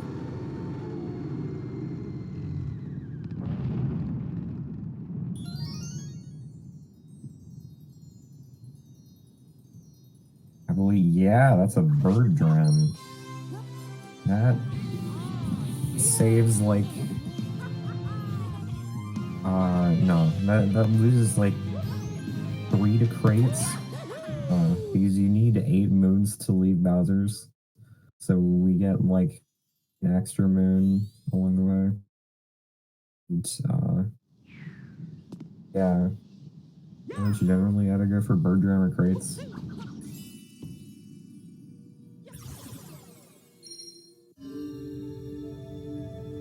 And we got more cutscenes. Yes.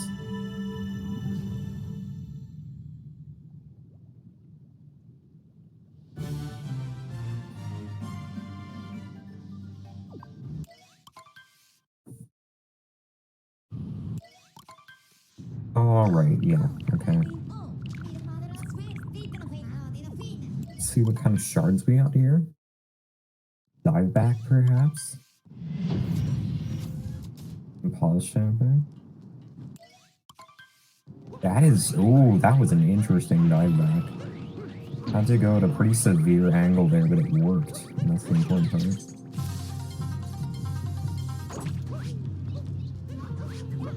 Yeah, Source does do crates. So we'll be seeing that later. After bombing this. Pretty decent shards from Infinite.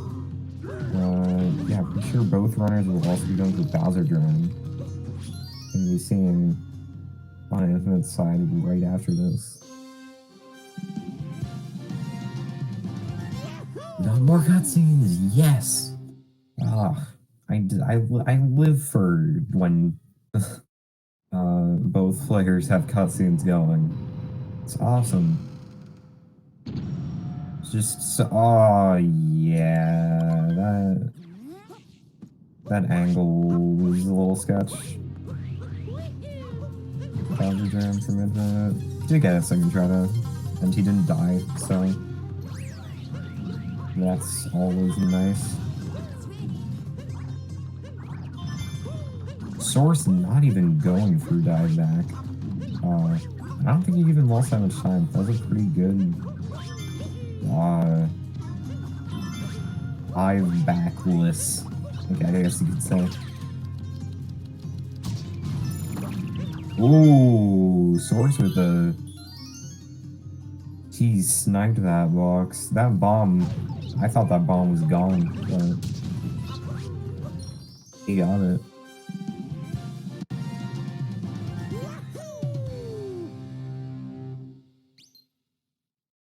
Infinite does topper first. You hate to see it.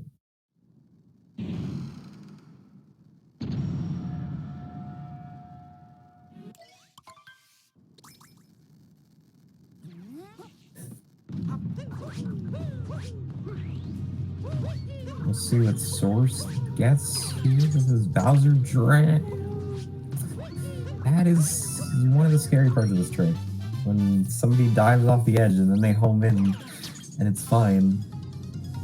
They lost time, they didn't die, but it looks like they were gonna die for sure. That is, yeah, that's scary.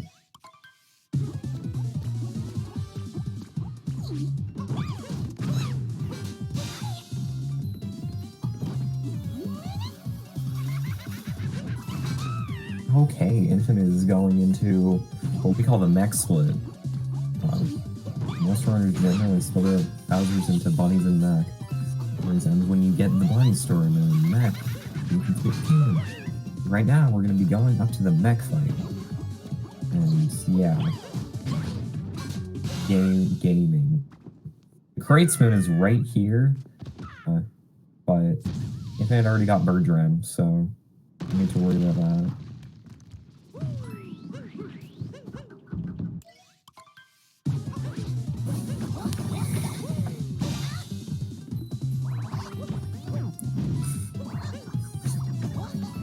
Yeah, mech is kind of sketch. Not like insanely hard by any means, but definitely difficult to do on pace.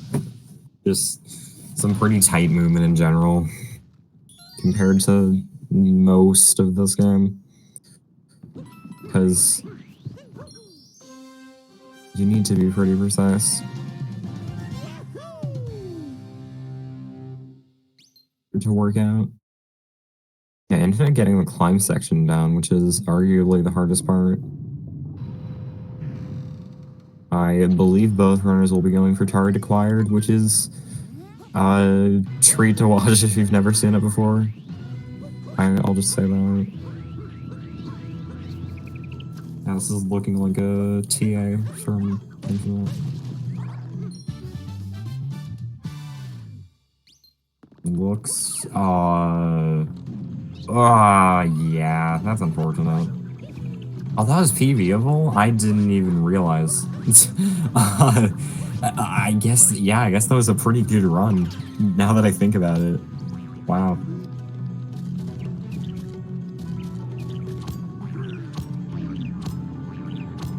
Wow, yeah. Infinite literally on PV pace. Cool. Or PB double pace. PB possible.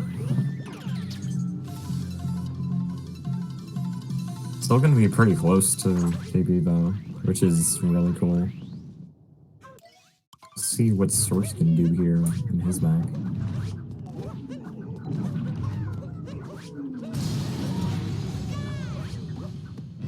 Nice climb. 139 BPT into mech. Oh, so this can maybe 101? Let's try it.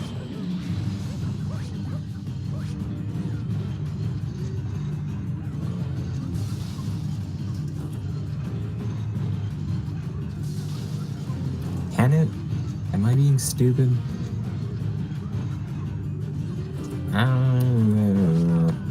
Ooh. I don't think so. Yeah, no. I was being stupid. Oh, nice. Surf the Clean TA. I've never seen that. Interesting part. And now we've got a lot of cutscenes because the end of Bowser's is just like a minute 30 of cutscenes, pretty much. And then you've got more cutscenes as you enter Moon. It's great. It's awesome.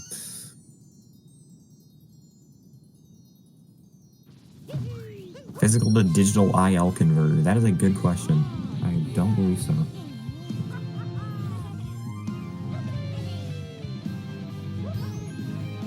Apparently it might exist. Maybe?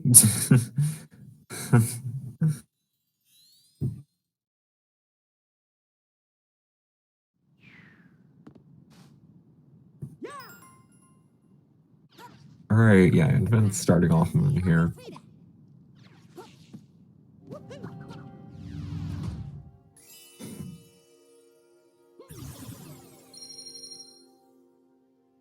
Surface vectors work. That suffices for sure.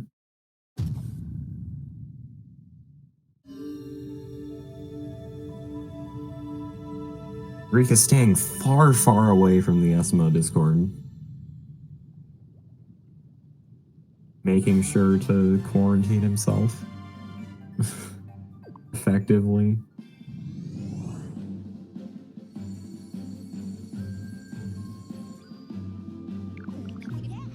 Yeah, so we got Infinite jumping up some walls, safe in like 3 minutes, you know?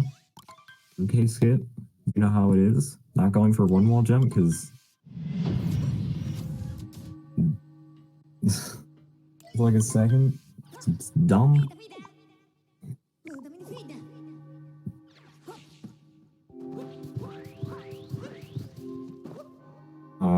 Yeah.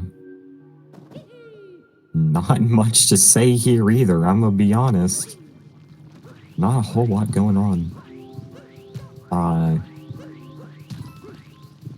I believe Infinite should be able to, like, not 101, but, like, low 102.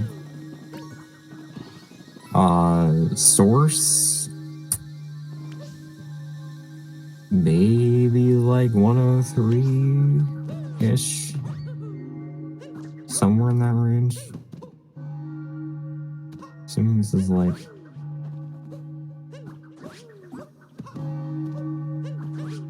Oh my god, okay, that was sketch. I'm gonna keep it a bug. That was sketch. This should be 103able for source.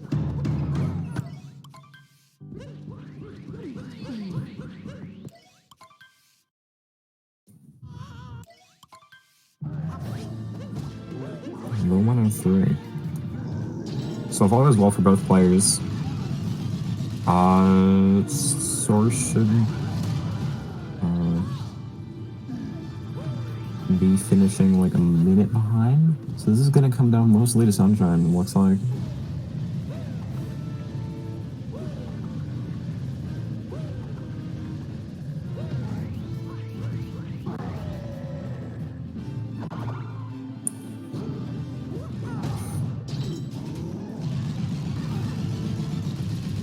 Plus Infinite like dies in pillars or something, I don't know.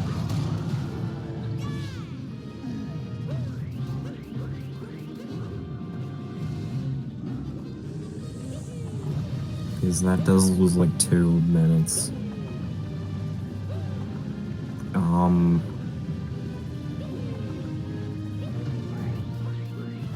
Two Ds yet? Soon. Easy clap.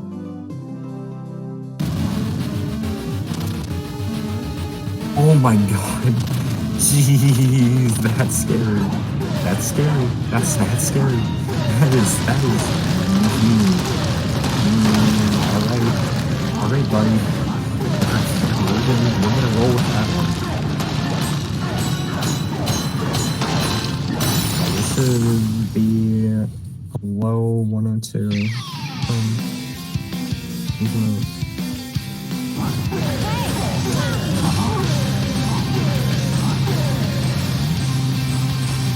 I went for 5-star with that.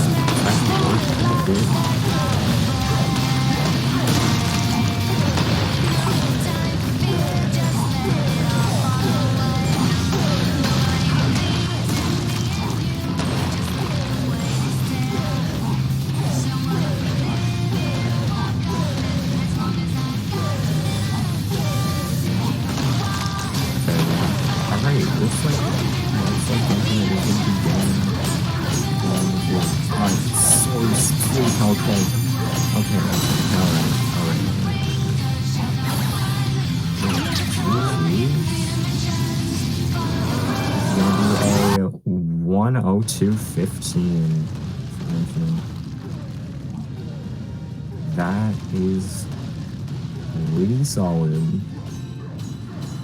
Pretty close to PB too.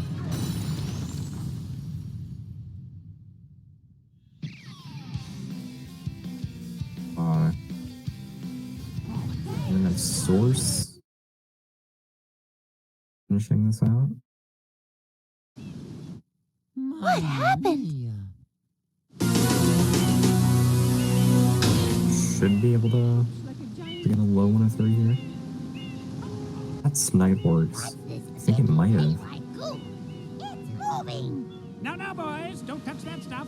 Oh, I think he did at the early pillar snap. Well, that is interesting. Oh, how did none of those work? This is strange. Okay, that should be like a 103. 40 something. With the well-being of the princess in this Source. dreadful heat. Master Mario. Or wait, no, I can't count. And find some assistance. Or can I?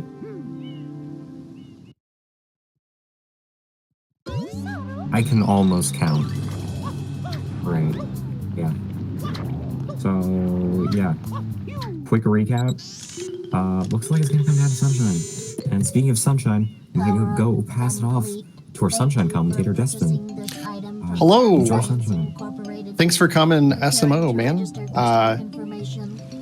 Alrighty, well, I am Despin, and I'll be happy to commentate some pretty sick SMS for you guys this evening. How's it going, chat? Old Chatto. I hope to be of assistance. Proceeding with user instruction.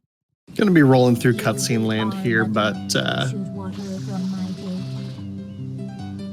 If you press the R button, tis the nature of Sunshine. It's gonna be pretty exciting though. Once the gameplay starts rolling, I didn't catch the ending times for our SMO runners, but I think Switchmaster seemed to be in the lead at this point by maybe a minute or two, something like that. I had a notepad ready. I was gonna write down the times, but then I didn't. If this tank is empty, no water can be sprayed. To refill tank, enter a body of water and press the R button. Yeah, both players rolling through the airstrip here. Real small optimizations you can make. It's very, very little gameplay for a 3-minute and 25-second split, so nothing too crazy. Just unlock the piranha plane as fast as you can and just get it done.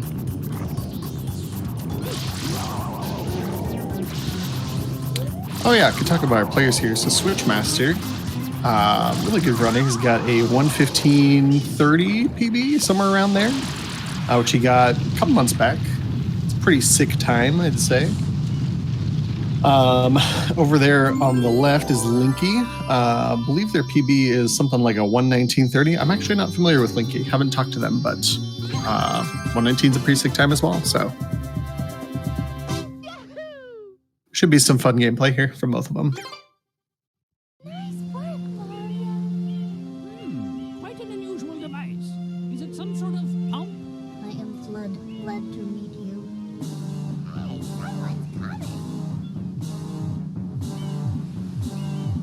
Oh yeah, I guess small difference. Looks like Linky is running on the PAL version, which is a little bit different than the Japanese version Switchmaster is going to be running on.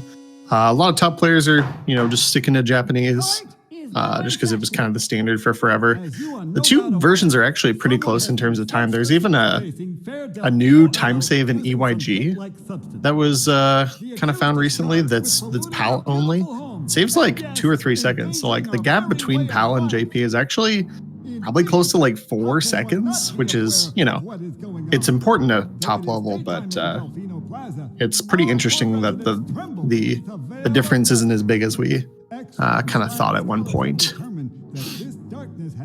But Japanese versions got, faster load times, which is, faster load times is pretty much it. It's about the only thing it has over PAL, other than like Pianta 1's a little better. But PAL has Italian, which is super fast text. The Italian translators were just sleeping and just, didn't feel like putting all the text in there. It's got a faster Serena 6, faster EYG because you can do fruit storage. Like PAL's pretty nice, but there's some anti-PAL sentiment in there in the top player gang. I'm a JP runner myself.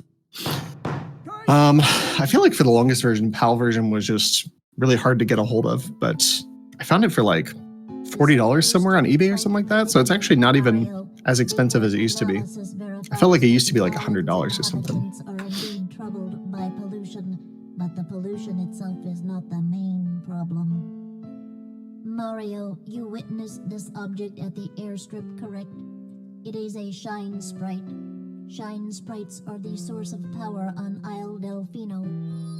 They used to gather in great numbers at the Shine Gate, but the graffiti incident has polluted the island and most of the Shine sprites have fled.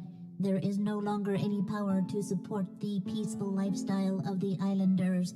It is most pitiable. The only way to ensure the return of the Shine sprites is to keep the island from becoming any dirty. Oh, it's interesting. For a second, they had the same shot on screen, but at different points in the cutscene of the Shine Gate there. I actually didn't know it was the same shot. Riveting cutscenes. Switchmaster's about to start playing the video game again. For a short time, he'll be playing the video game. Your first job's to get rid of all that ugliness. And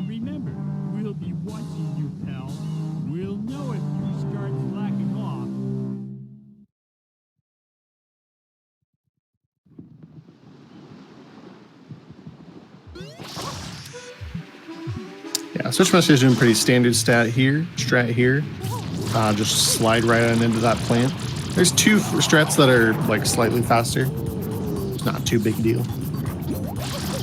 Of course, the scumbag movement everyone talks about, which is just fun. And you know, it's fast and fun, so why not?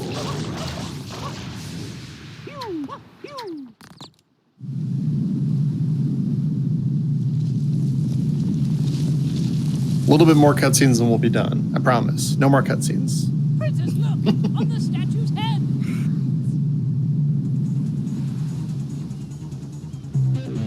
Yeah, I think as far as Mario Odyssey speedruns go, the cutscenes are kind of like more spread out throughout the run, whereas Sunshine kind of just front loads all of them for you. Which is nice when we're doing, you know, PB attempts because we get to use our hacked file, which just skips the opening cutscenes. But for races, we keep it standard, just do normal file. Switch going for a quick kill there. Oh, it looks like he unfortunately didn't get the spam spray there. The quick kill is really tricky there because you want to not be holding R, that is the spray button, at all until you're right next to Shadow Mario to do the spam spray. And so if your R trigger isn't all the way down, you're just going to get a spray instead of a spam spray, which kind of unfortunate. But he didn't get the part where Shadow Mario runs away, so that is a good recovery. If Shadow Mario runs past like the coconuts, he'll waste like 10 seconds walking around the long way. It's pretty bad.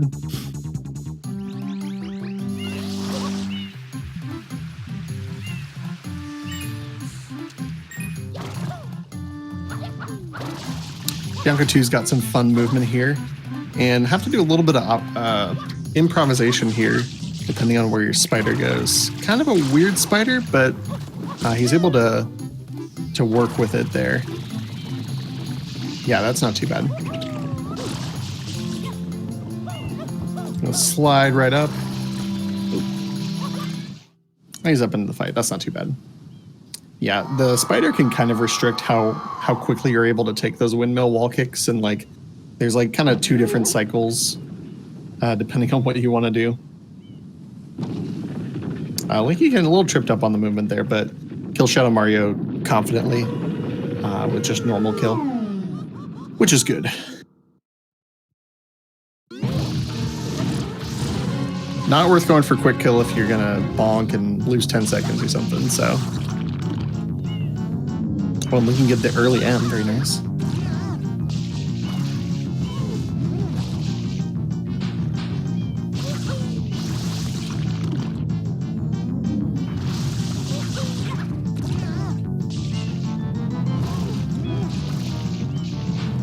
As Switchmaster's fighting Auto-Scroller the boss, we'll see if Linky can get a nicer spider pattern here.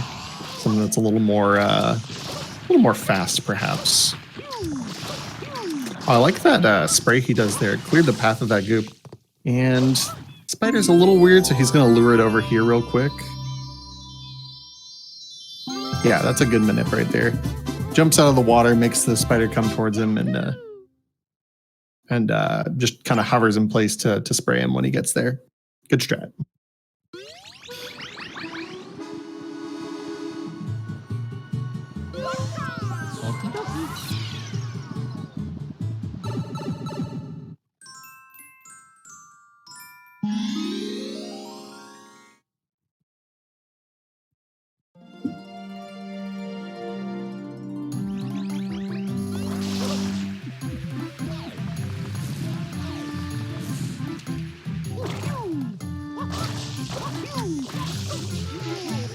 Bianca 3 is a fun little level here. Pretty chill.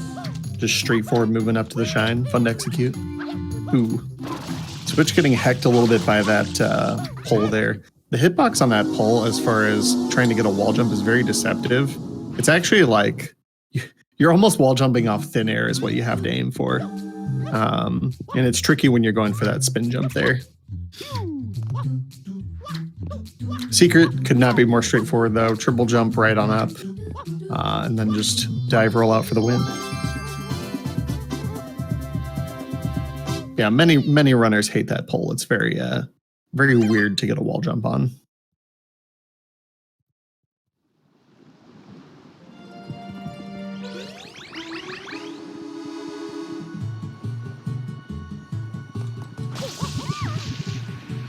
And Switchmaster is going to be fighting the third and second to last polluted piranha this run.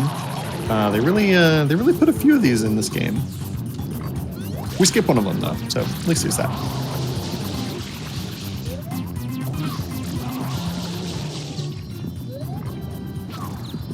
They'll be setting up for travel skip, pretty standard here. He wants to reach the Bianco entrance as the plant is dying, which will cut the travel time needed to get to Bianco.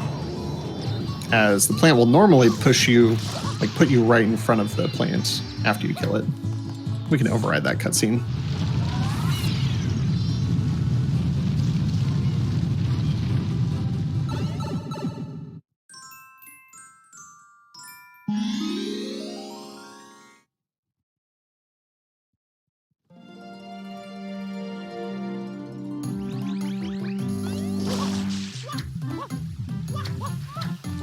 And rolling into Bianco for a really fun IL level here.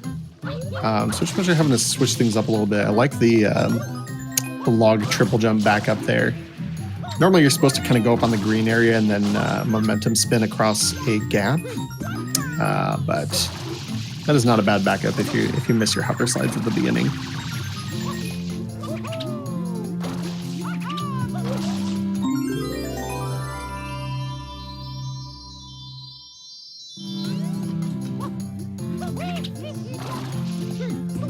Nice momentum spin there. That momentum spin is quite tricky. You have to be, diving right into that, I guess, spike ramp sort of thing at the top of the of that pillar there. And, you're diving, then you're having to do a spin put, which, you're spinning the control stick, so your position's going to be affected a little more. Press A twice, and it's definitely tricky. Linky nailing travel skip, very nice.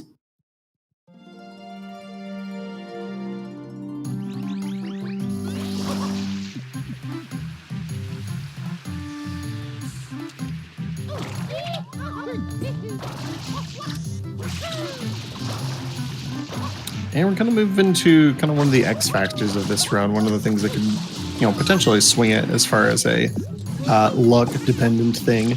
PD Piranha, 774, is that right? Might be 744 different patterns that we could see Peter give us here. He can decide to stop at a couple of different places. He could run around forever. Well, not forever. He is finite. He has to stop eventually.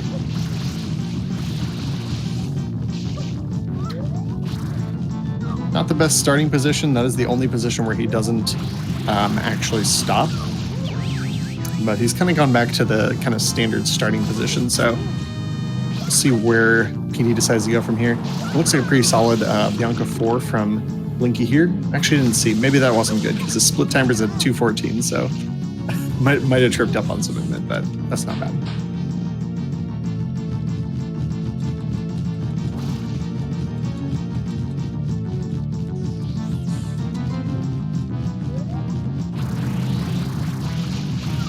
And this could turn out to be a pretty good pattern from Switch. There's one place he could go that would just end it, and it's fairly common, so. Looks like he's not getting trolled too hard here.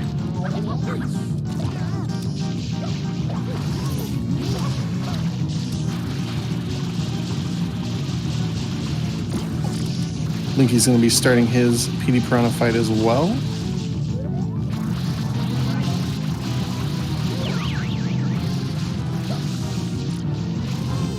And yeah, Switchmaster getting a pretty nice pattern there. That is probably like a little better than average, potentially. Probably a little better than average, yeah.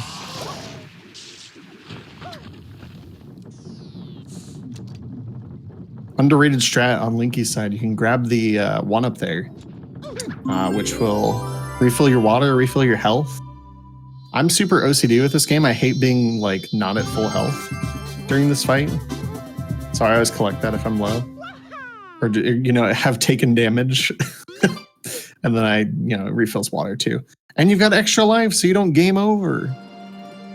There's no reason not to get the one up. It's great.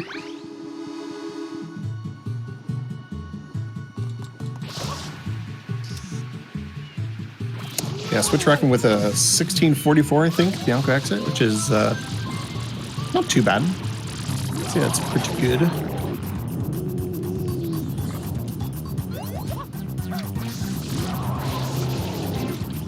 Linky getting a little bit trolled here. PD taking the longest path around the over the wall pattern that he can give there. So I don't know if this would have to be a second hit. So or maybe it'd be his third hit. I'm not sure. No, that is his second hit.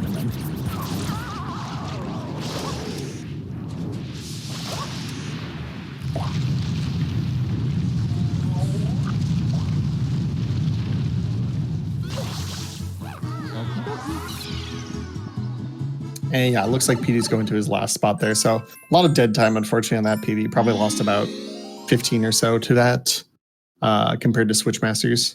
So kind of unfortunate there.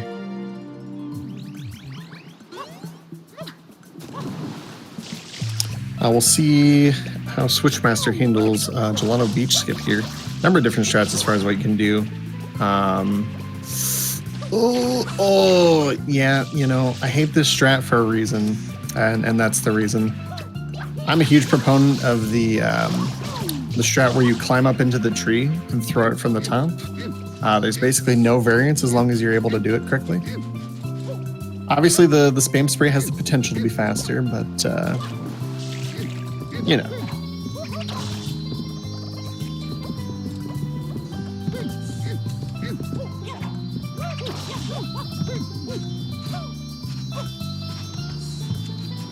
So he's lining up just fine, and hovers in just fine. Yeah. Roof throw's a pretty sick strat. It's it looks harder than it is just to, you know, throw the coconut up there. It looks really YOLO, but it's actually like you barely ever get the coconut to throw anywhere bad. Like it's very very consistent and good strat.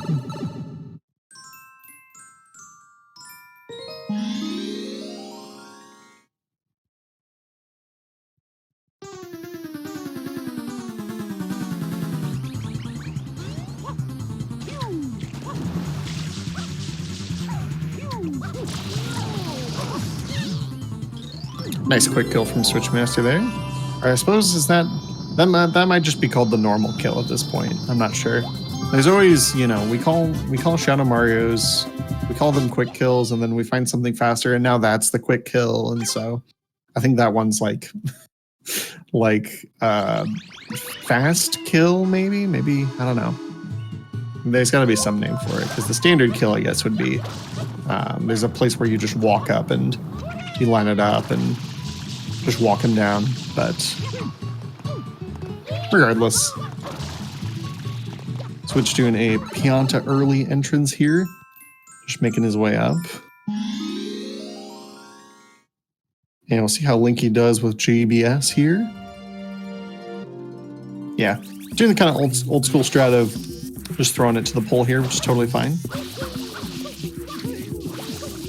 And looks like he's in. Very nice. I think he saved a decent chunk over there from not losing the coconut. Just cleaner GBS in general, so very nice. Switch is going to be dealing with Pianta 1, which is a very strange level. It's just weird. You got RNG components, you got these chomplets that are just weird to deal with. Switchmaster getting best RNG. It's very nice. On the Japanese version, which he's playing, you can clean those guys off instantly with Hover, because Hover just deals 1,000,000 damage for some reason. Linky will have to use spam sprays, because in PAL they patched it. In PAL and, you know, North American would be both. So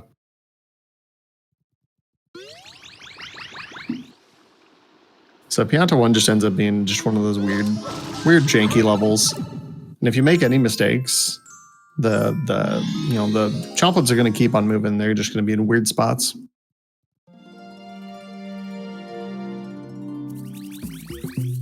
So hopefully I don't commentator's curse any of that for Linky as he's about to do that, but we'll see.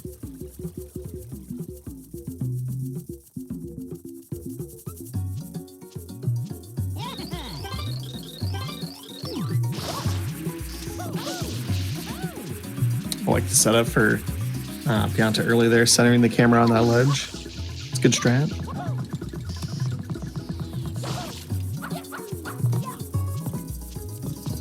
And yeah, if you didn't know, Switchmaster's level there is just an auto-scroller, so.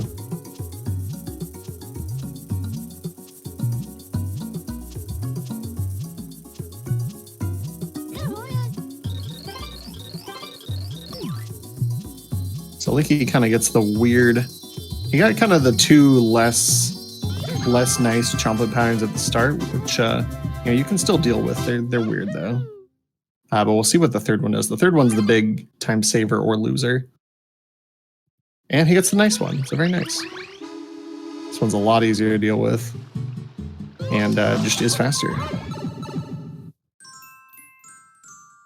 Oop, pauses a little too early there.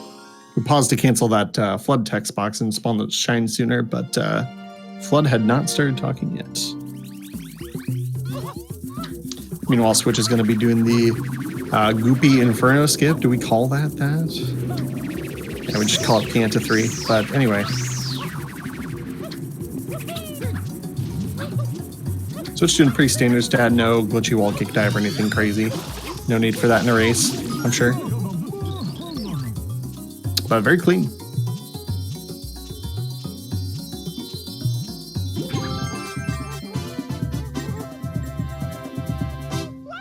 Yeah, that was like a high 58, which a good GWKD is like 56 or something like that. So barely even losing time. Well, barely, you know what I mean. In fact, it was a gold. That was sick.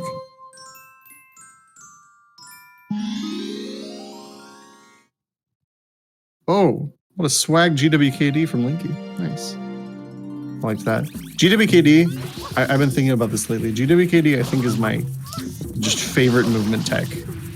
I don't know what it is about just, you've got a ledge that's too tall, and instead of like ledge grabbing or not being able to make it, you just decide that you're just gonna wall kick and then go over it. You can do the same thing in like Odyssey, obviously. The Switch port of 3D World added that, where you can ground pound and like turn around and dive. But just something about that's really satisfying to just defy the ledge there, defy the wall.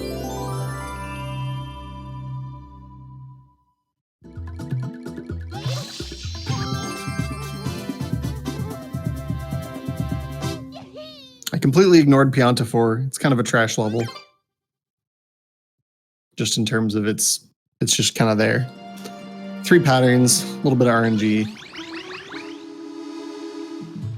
Is what it is. Let's see if Linky can get a good damage boost here. Looks good. Up to the mushroom. Oh, okay. He should be fine. Yep. He's able to stop himself right there. Just jump over to safety. Yeah. You do have a degree of control in your lava boosting. It kind of looks like it's just random, or you don't have any control, but whether you're holding the control stick or not will have varying effects, and you can save yourself in those situations. Switch lining up for a Yoshi skip there. Gonna clip right out.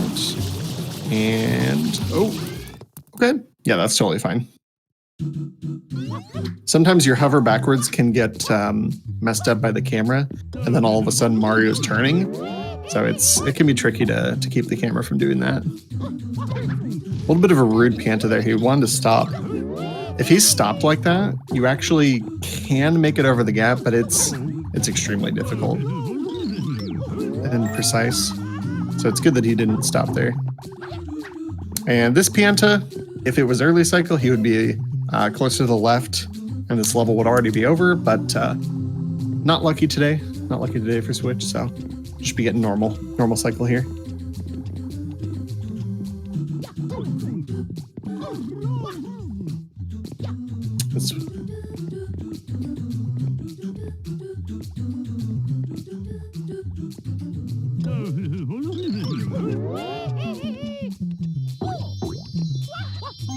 And switches over. That's good. Sometimes it feels like it's challenging just to escape the Chuckster secret in a race. Like sometimes you can get really frustrated by your RNG or just input slightly wrong when you're getting thrown, and can death loop or something like that. So.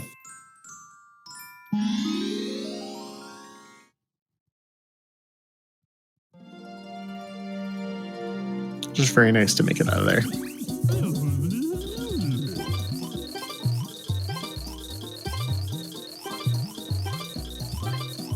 I'll try to keep track of how Linky's Pianta 5 is going as we watch Pianta 6, the hypest shine, best one.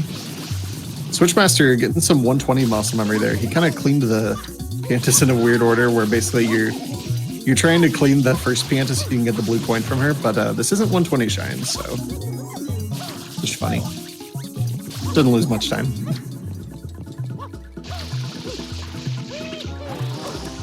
Oh, Linky, that was so scary. Okay, he's in. Oh, Pianta.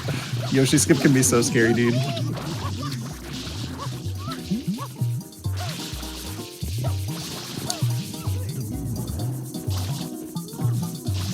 Yeah, Switch getting a little tripped up on the unlock for the 5th Pianta. It's very tricky to get that buffered spin jump dive as a spam spray. That's just a tricky stat in general. And then when you mess it up, it just kind of compounds. And Linky, that is early cycle RNG. Is he going for it? He is. Is that it? Yes! That's insane. That's nice. That's huge for Linky. That was like very, very close to... Like that was very close to not being doable. I would be a little scared to go for that. Like it's definitely doable, but yeah, that was great. I admire the courage, and it pays off. A hot 20-second time saver. So yeah, this race isn't even over. Like at this point, like they're fairly. We'll have to track their Pianta exit times, but like this isn't too bad.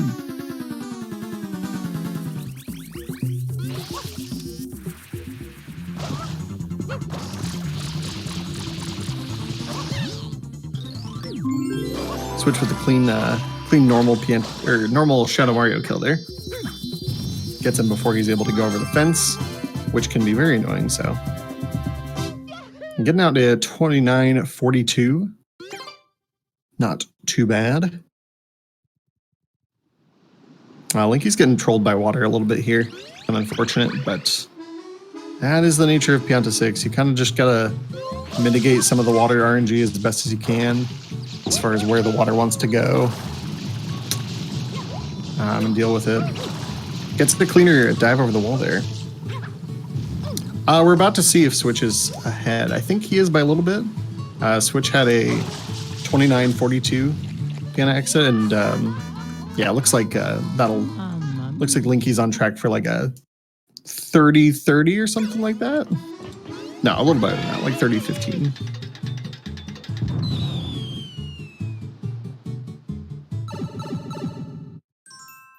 On Odyssey, yes, listen to Infinite Gamer. I was like barely paying attention at the end of the run because I was getting set up, so I don't even know what times the two teams got.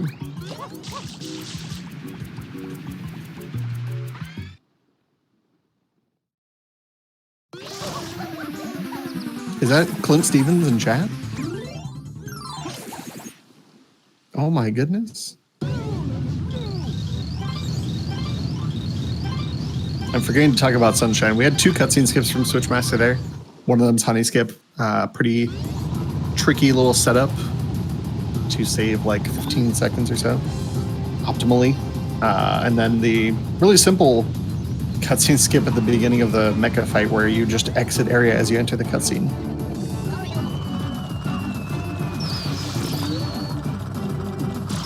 Ooh, one of Switchmaster's rockets just went right into that green rail. That's kind of it's a very tricky first rocket to land. There's a lot of different setups people try to use, but ultimately it's just a really tight window. So unfortunately he's going to have to go for this last rocket of shame here. So, oh, was I right on the money about 30:15? I think I was. So that's about 30 seconds difference. 30 or something.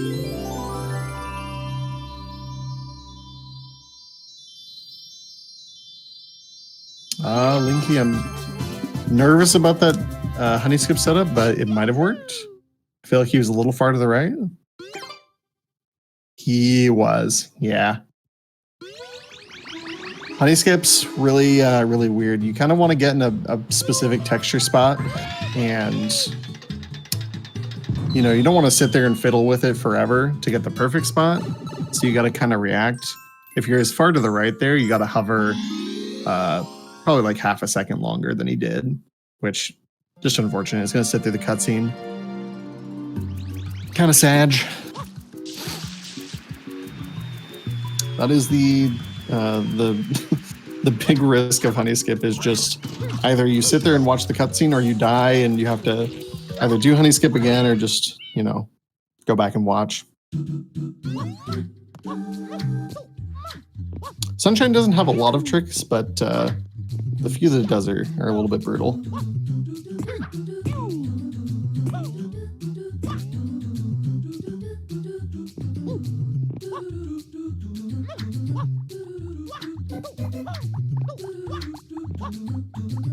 The switch going through the one of the simplest secrets in the world. The only part where you can actually save time is the end because of cycles. Not even task can make it to the end, sadly. You know, without waiting. You just gotta do mole skip and just play the secret.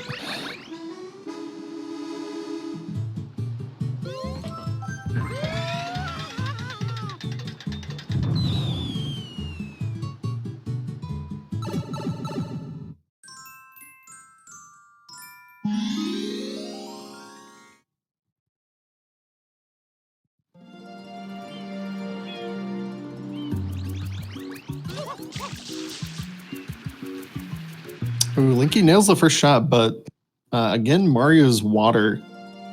Mario Sunshine's water just trolls him there and decides to not give him the second rocket. So that's unfortunate. Switchmaster going through pin the 3. It's a costly stage to fall in, so hopefully we don't see any of that.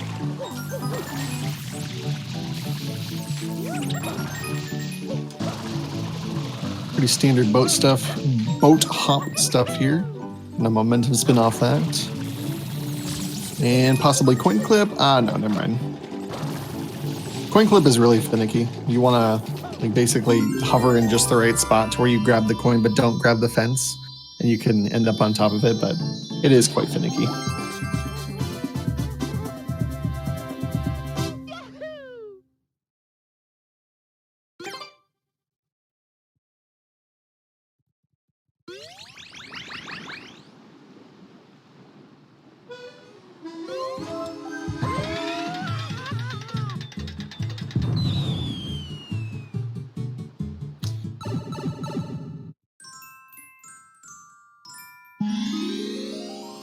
And we're going to see Switch play Pinafore, a certified hood classic.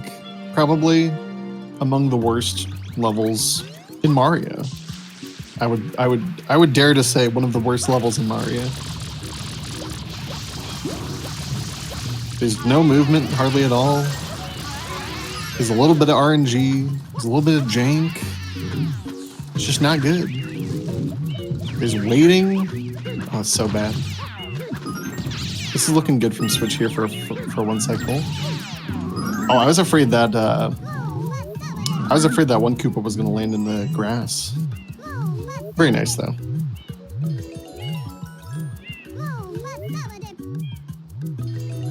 But yeah, to continue on my Pinafore hate, you lose 10 seconds if you make any mistakes. Minimum. It's just bad.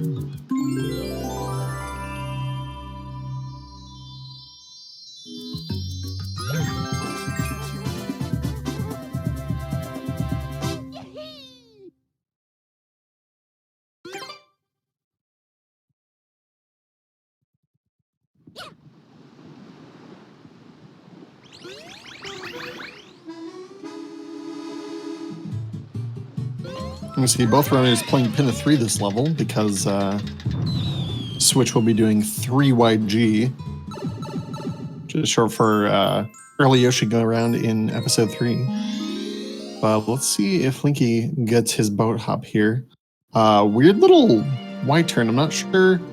Maybe he was kind of mixing his strats there, because there is a strat where you go into your Y cam and wall kick off of the green part on the right.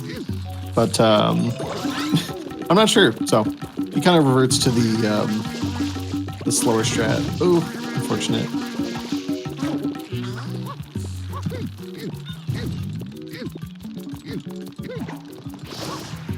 Switchmaster, let's see. He's got the papaya in there, looks like.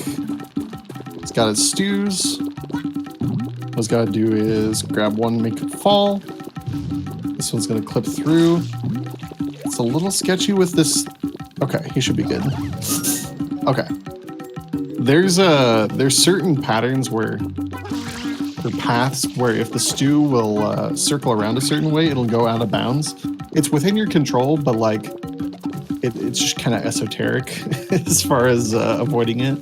So Switch was definitely aware of it. He kind of moved in a way to make the stew stay in bounds. Because if the stew goes out of bounds, it dies, and then you can't use it as a platform, which is very sad business. Very scary secret here. A couple of scary strats.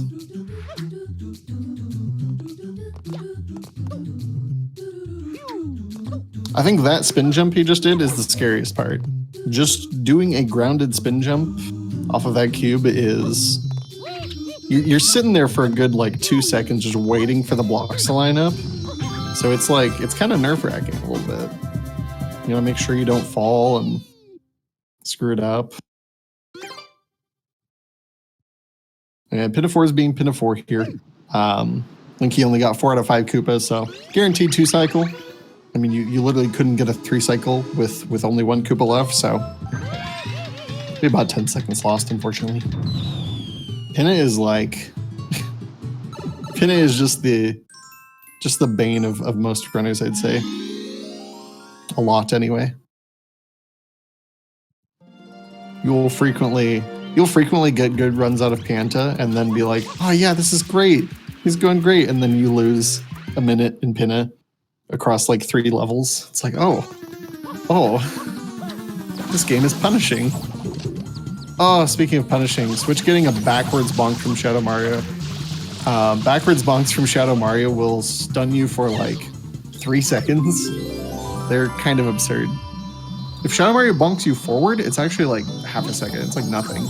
But it's like, you're barely ever going to get a forwards bonk if you are actively chasing Shadow Mario.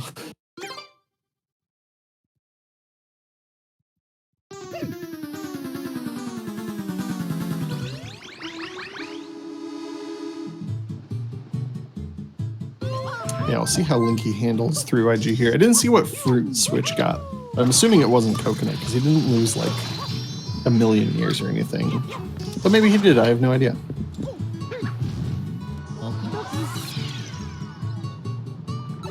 Linky's going to be showing off, at least I assume, the PAL tech of fruit storage. He's going to eat the durian first. Turn Yoshi purple. Store that fruit by dismounting Yoshi while he's trying to eat it. And then he really wants one of these stews to be gone. And I think, yeah, that should do it. One of those stews is definitely gone. Oh, that's so sad. No. He's going to have to go get another stew or 2 here. That's really unfortunate. If you line up both of your stews like that, you have to be just really precise as far as how you spray them. Which is why I much prefer to make one of them stop earlier, but sometimes it's kind of unavoidable. EYG is not too easy. Not easy at all. Gonna have to do some wrangling here and hope for the best. That's looking good. Good spray. Oh, I think that should still work. I think that's fine. Angle's good. Yep. Whew. Through EYG. EYG is so scary, dude.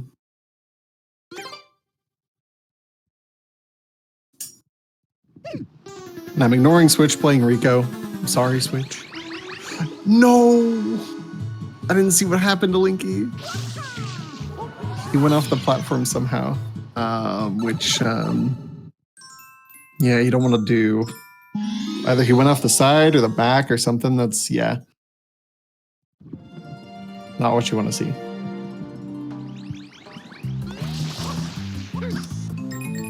If you're riding that platform, you know, over the invisible void, the only part you want to touch is the front. Or, you know, just stand still. But, yeah. I'm not sure exactly what happened, so. Switchmaster's going to be rocking the blooperless race here. Very fun little movement thing. Spin jump not cooperating there. Oh.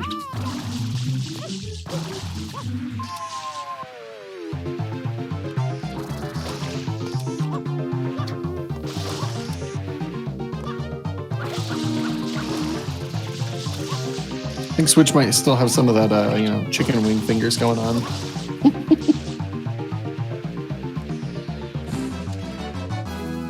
Nah, that was a good race, though. Linky line up again. Let's see it. Okay, one stew. One stew is cut.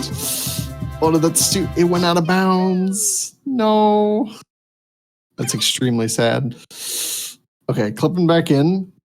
Usually I just spin jump over the wall, but that works too. I didn't know you could clip back in like that, so.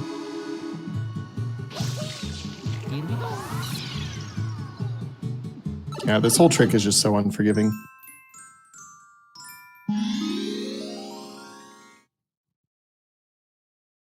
Okay, back in.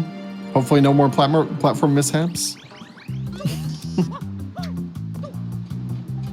Switch is going to do a cool skip here in Rico 3 where we just kind of go to the bottom of the platform here. Or go to the bottom of the cage here. Not too bad.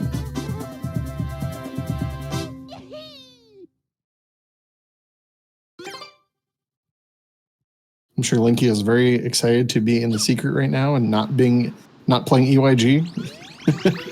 Gets over the wall just fine. Scary spin jump. Very good.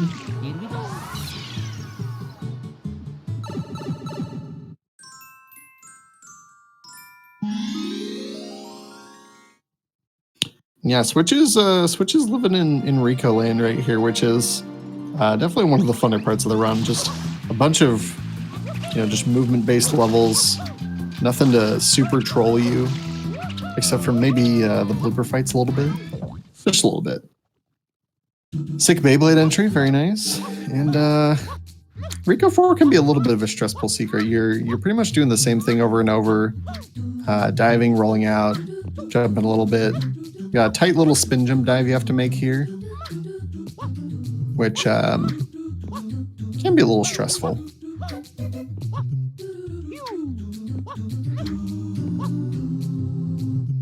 I never know how people who do the save warp route are able to do this, because you're doing Rico at the end of the run. If you're on PB place trying to play Rico 4, it's just so scary. I couldn't do it. I think I tried it for like a week, and then I killed a PB pace run in Rico 4, and I was like, never again.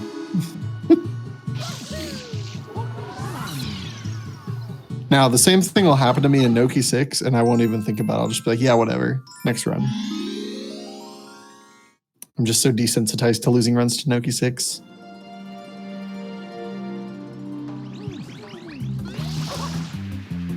Rico 5 is a weird little level to optimize. You can lose a lot of, like, almost invisible time in the blooper fight, and it's like, it's low-key really hard to optimize. I took a crack at this IL for like hours, and I still was like nowhere close to getting a good time. It was like really weird. You have to try to grab the blooper's mouth with like very little speed, and like it's just super weird.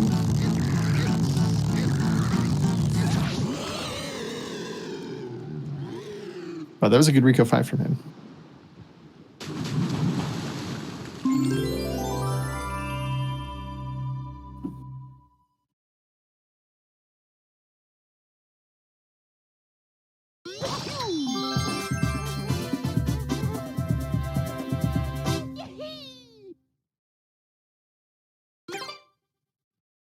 Meanwhile, Linky finding the other blooper.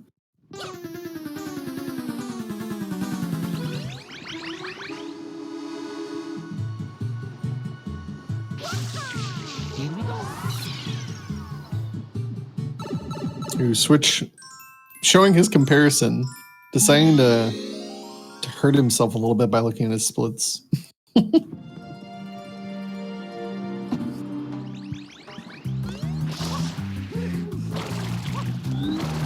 I would think he would know how ahead or behind he is, but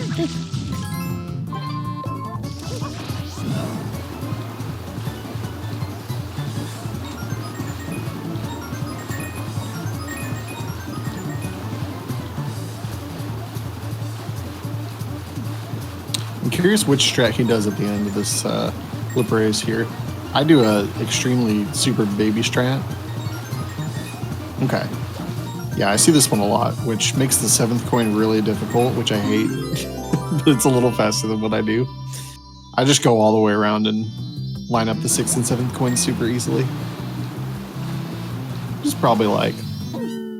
Oh no! That is extremely sad. Oh. I'm so sorry. I'm sorry for laughing, but that's he's right at the end. No. Oh man. Yeah. That's Rico 6. Another reason not to do save warp route. Why would you want to do this level at the end of your run? Never. Why would you do it? I actually did the same thing like a couple weeks ago, except I ran into the umbrella pole. You know that tiny umbrella pole right there? I managed to run into that. So I feel Switch's pain right now.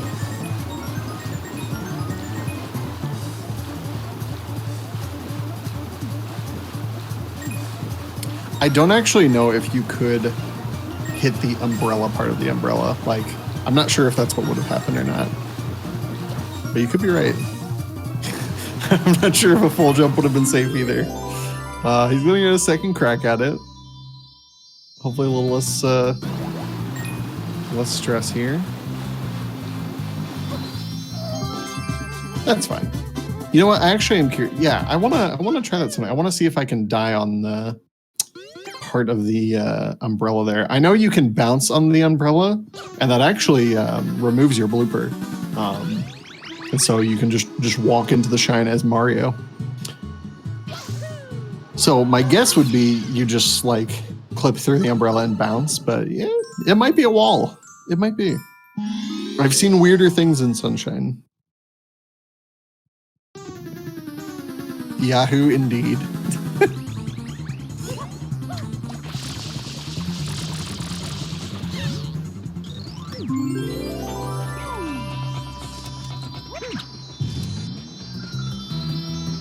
Haven't been following Linky's Rico because I've been watching the car crash in slow motion here. That is Rico 6, but looks like he's not doing too bad. Oh, as I say that, a little bit of a miss there. Going for Beyblade. Oh. Beyblade's a tough strat. I'm always like impressed when I guess newer runners or like runners with worse times. I don't know how to say it nicely. I just find Beyblade so hard. I'm impressed when people do it, just in general. It's a very nice strat there. Oh, that's so sketchy. Linky, don't die.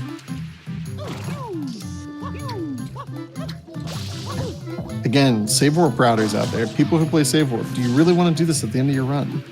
Are you being real with yourselves?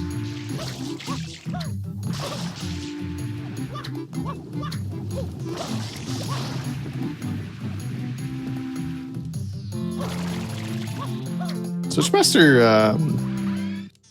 running low on lives here. He'll pick up at least one life here. You know, I'm just throwing out the fact that he is running low. Nothing to be concerned about, I'm sure. I'm sure if he goes down to 0 lives, he'll put a memory card in. He'll be fine. Yeah, he's already got to the 1-up, so. I couldn't have even commentators curse that because it's like the race is actually happening like a minute in the past, so there would be no way for me to curse it, basically.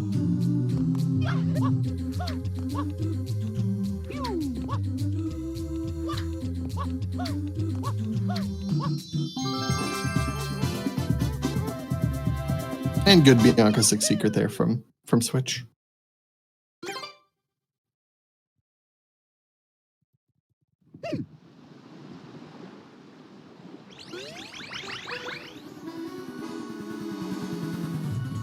Meanwhile, Linky's putting the Rico 5 blooper in the trash can. Didn't go too bad there.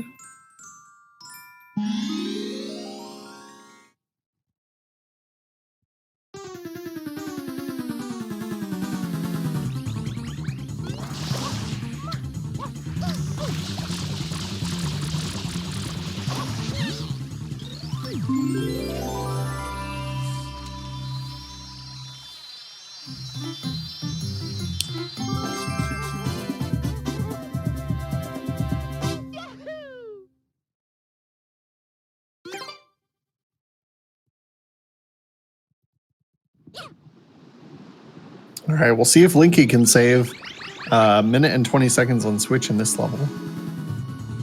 See if he can get that done. Meanwhile, Switch is going to be making his way into Serena Beach. That's a good Shadow Mario kill there. Banana falls. Sometimes that banana will not cooperate with your spam sprays there, so that's nice. And dispatches the pineapple with ease. I think this is referred to as the boomer route for Rico 6 here. It's probably like a half a second slower, if anything. The things that we call boomers, well, it's a boomer strat because it's old, but you know, we also call it a boomer strat because it's slow, because we're toxic, and we don't appreciate our older players.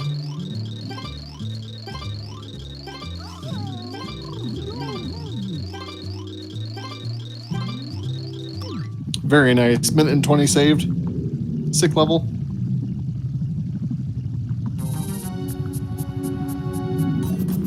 We'll see which way Switch does the Manta here.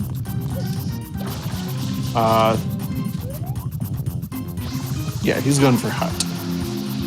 I was a little confused by his movement there. Like, I almost feel like he was like debating between the two with his hands there. He's standing so far away. Switch, what is you doing? Maybe that's good though. I actually don't know. Manta is really weird, so maybe standing far away is the strat.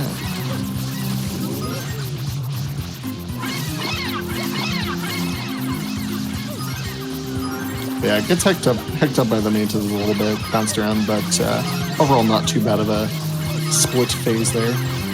Just has to clean up them Mantas.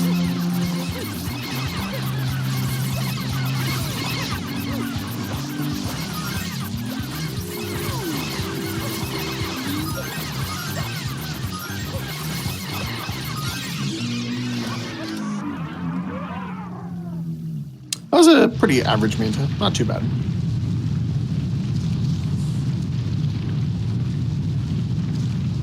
Unless you're like super practiced on it, Manta will rarely be super good, you know. But a lot of players don't want to practice Manta. 1, because it's Manta. 2, because it kind of hurts your hands. Low key. Same deal with Serena 6. It's spam spraying over and over, and it's kind of uncomfortable.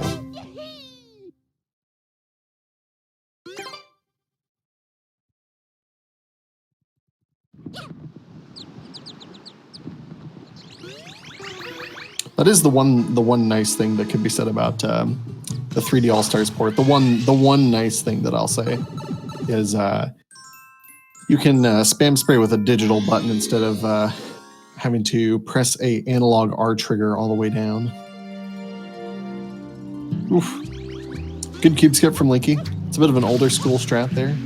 you basically line up the camera in advance, whereas like basically the more modern version of that is you spin jump and then you Y turn to give yourself the angle. I just find what he did a little more stressful, but it works out.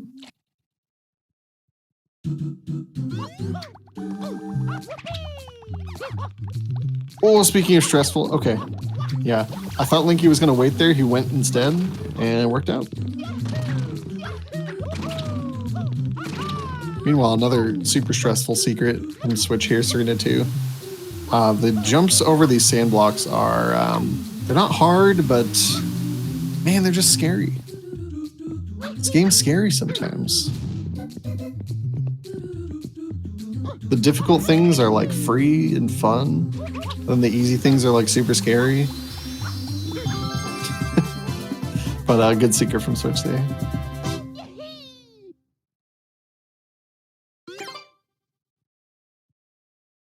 Oh, attempted the quick kill from Linky there. Spam spray wasn't quite dead on, so Shadow Mario got to walk away for a little bit.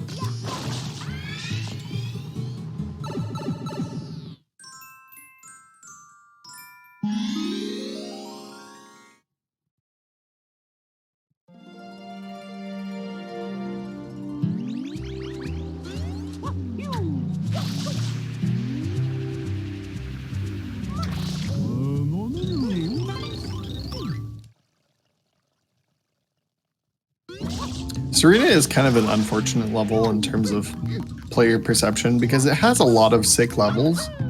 It just kind of gets overshadowed by the fact that you have to play Manta, you've got King Boo, which are both big RNG moments. You've got Serena 6, which a lot of players don't enjoy, but 2, 3, and 4 are really fun. You know, the Shadow Mario is good. You know, as good as any Shadow Mario can be.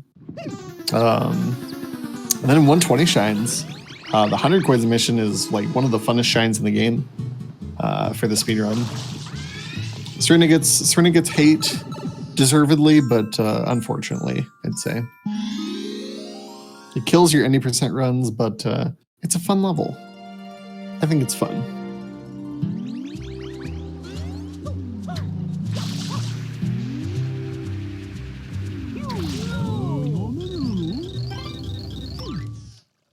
See how Linky does Manta here. Linky actually rolling with Hutless Manta here. I mean, going for all-out strats here. Wastes less time manipulating the Mantas, but it is generally more difficult to get them to split properly. They can kind of run away on you. But, you know, supposedly the top player consensus is it is on average faster. But the science is still being done, I think.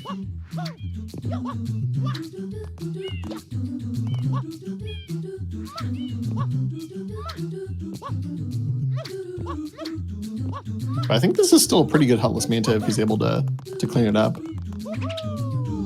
Even if you even if your split is like not very good, you know, even if when you get to the pink phase isn't that good, you've still saved like 4 seconds off of not setting up the hut, you know what I mean?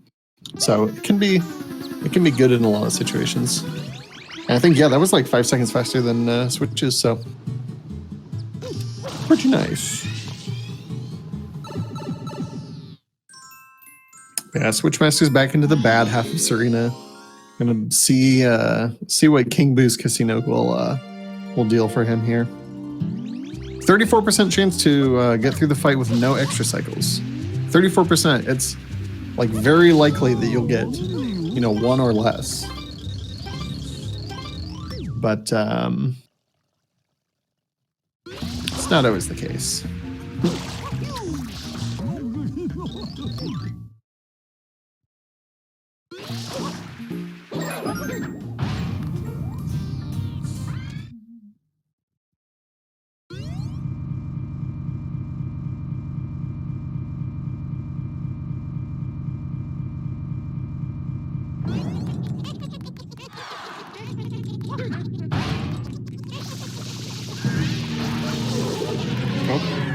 Switch spraying down at King Boo at the start, which you can't do. It doesn't work. Spraying down only works like after the first spray, basically. You have to like spray up the first time or something. I'm pretty sure. Maybe there's like some secret way you can spray him down the first time, but didn't work. If it sounds like I'm nitpicking, I apologize. I like pointing out these little things that are like probably like not everyone knows, you know what I mean? Because if I don't... What? On Linky's screen. Oh my goodness, that never happens. I've seen that like twice. That's so dumb, dude. Serena 2 is garbage. Yeah, basically the collision between the blocks at the top is like, there's just a little seam where you can go through. And I think, yeah, so he was spinning. So because he was spinning, Mario's not able to grab ledges while he's in a spin jump, like motion. And so instead of like grabbing the ledge like you might do, he actually just went right through. So yeah, technically the way to avoid that is you know, just don't spin jump forehead. But yeah, it sucks though. I've not been keeping track of how many extras Switch got. Seems like he got 1 or 2, which, you know, happens. Is this the last hit? It is. So yeah, that's about 15 or so seconds time loss. Wait, no. Really good fight is like 250 or lower. Oh, so yeah, like 16, 17. So that'd probably be 2 extras. Which is statistically pretty average. I mean, you know, you're 64% to get 1 or less. So it's, you know, it's the 36% half of that, but not bad.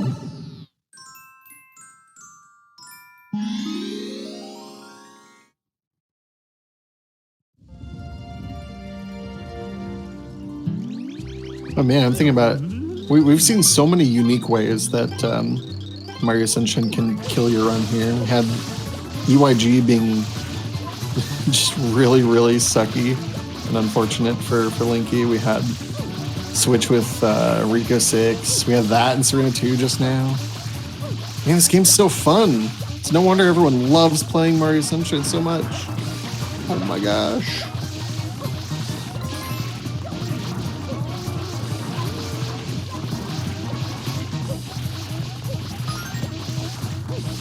Switchmaster cleaned the beach very methodically here. He is making sure to pretty much not miss any goop that he can. Just because the Japanese version is very strict with how much goop it requires you to clean, and so he gets a pretty nice time just from being methodical there.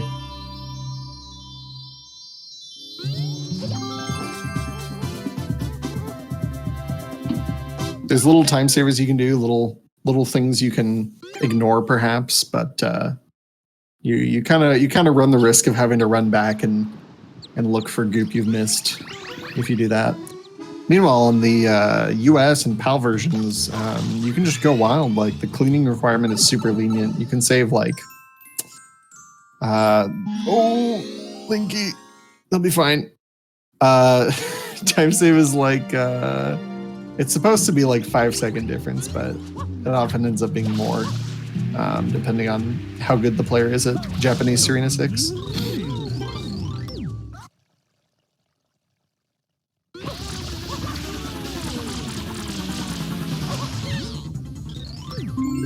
Oh. Okay, Linky's through. A little bit scary at points, but he's through there.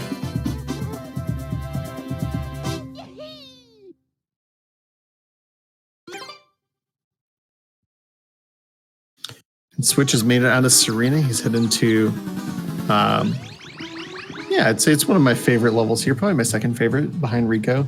A lot of really fun movement shines here. Nothing too offensive. A lot of people dislike the eel, but I feel that once you know how the eel works and you practice it a bunch, it's actually pretty fun. So in my honest opinion, in my humble opinion, IMHO, pretty good level. Switch got a weird wall jump angle there. Wasn't able to quite wall jump there. Gonna miss probably 2 cycles, maybe 3. Just from unlucky angles there. The cannon at the end here will throw bombs like every 3.5 seconds, and so that's kind of how we time the cycles.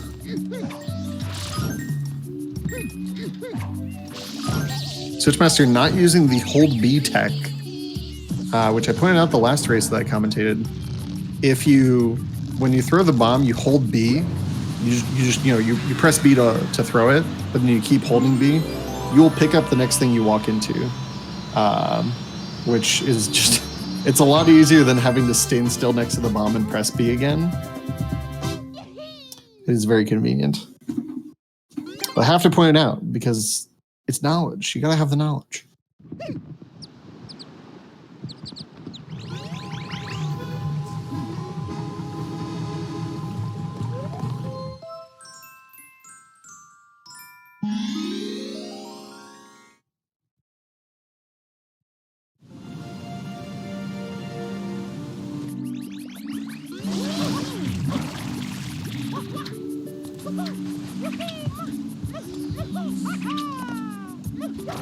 Oof. Little fall. Should be fine.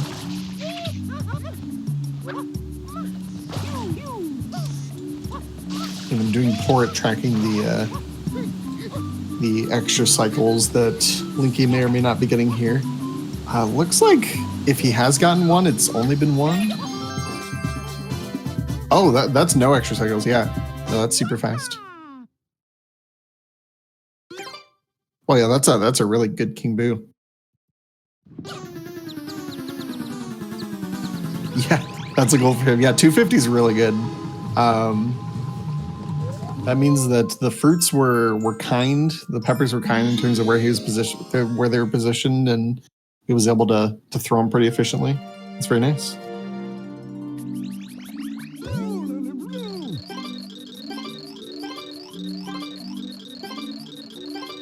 Switch going into the hypest level of all time. You tech smash for like 20 seconds, and then you float around, collect some red coins. It's a chill level. I don't hate it.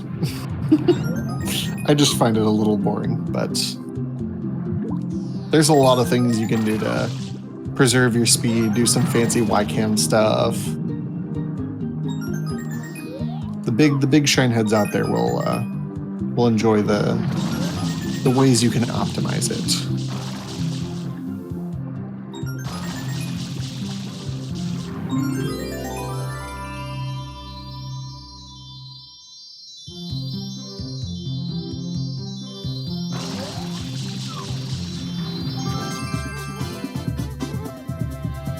Yeah, we'll see. Linky's able to clean the beach a little bit slower, but like just very, very lenient as far as how much he had to clean there. So even with mistakes, didn't lose too much time.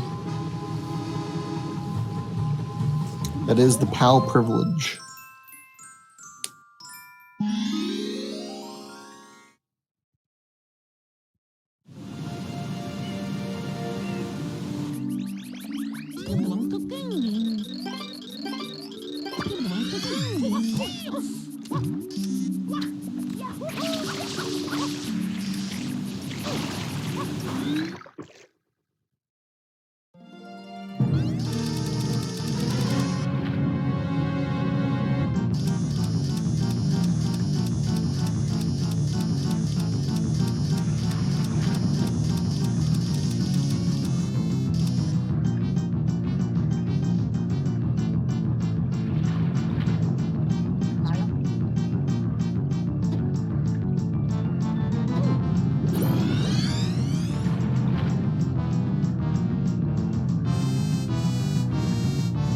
Apologize, had to mute myself there. It was just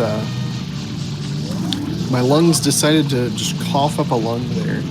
So that's not how you say those phrases, but you know what I mean.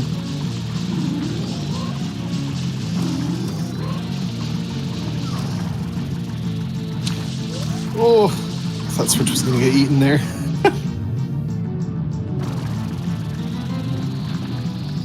But yeah, eel. Yeah, I would have talked about eel, but oh well. Gonna line up for the cutscene skip. Hopefully take a little damage here. Clean off the last tooth. Oh, that sucks. Yeah, sometimes you will be sitting in the tooth the whole time, and the tooth just won't hurt you. I don't know why. It's really weird, though. But that's just like 13 seconds. Which is unfortunate, but not the end of the world.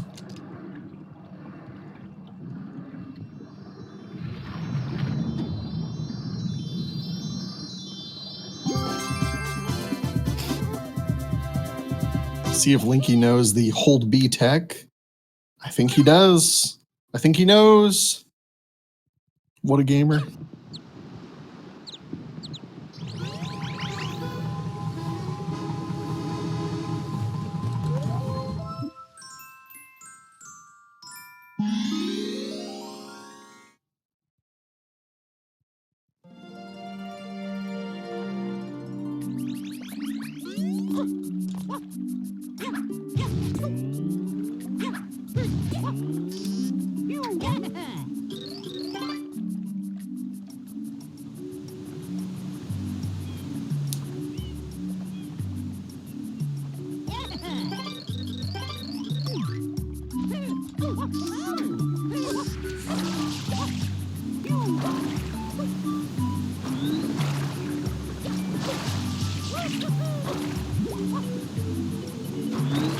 Alright, let's check out Noki 2 while Switchmaster is running through the auto scroller.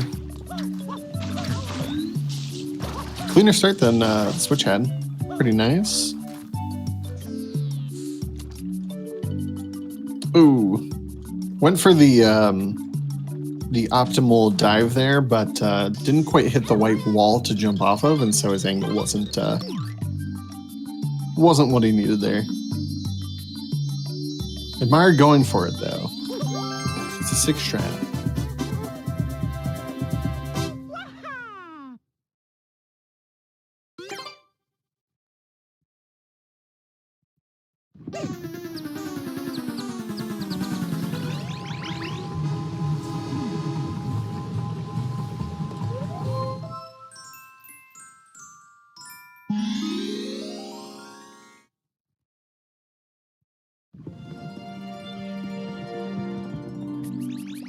Alright, so we're just going to be rolling into the shell secret here. Super fun eye level. I would posit that it's the best secret in the game, the best like level just to play movement-wise. I could honestly play it all day and not get bored. It's just great. Scary in runs, but just very fun to play in general. Especially if you're going for green cycle, which demands some pretty tight movement. Switch looks like he's on pace for it here. Yep, very nice. Gets a really early green cycle as well. Barely any time wasted.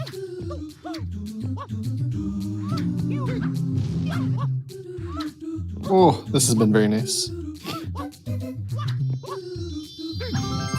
Oh, that was so sick. Very nice. He had really good ropes too. That was a very good segment.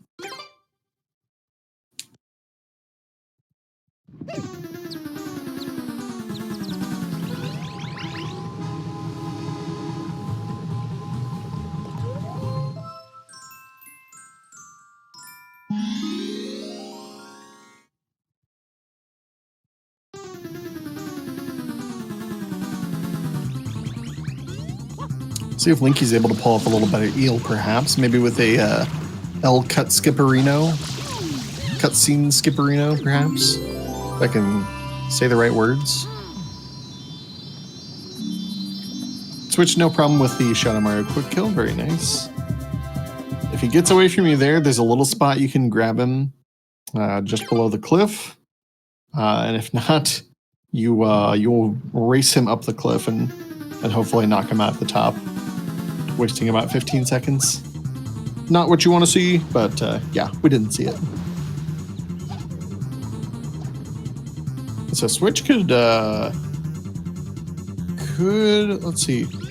No, I think it's just out of range for a 118. I think it'd be a low 119. You would have to have about a 220 Corona segment, right? Yeah, 220 Corona, which I don't think anyone's gotten that before. I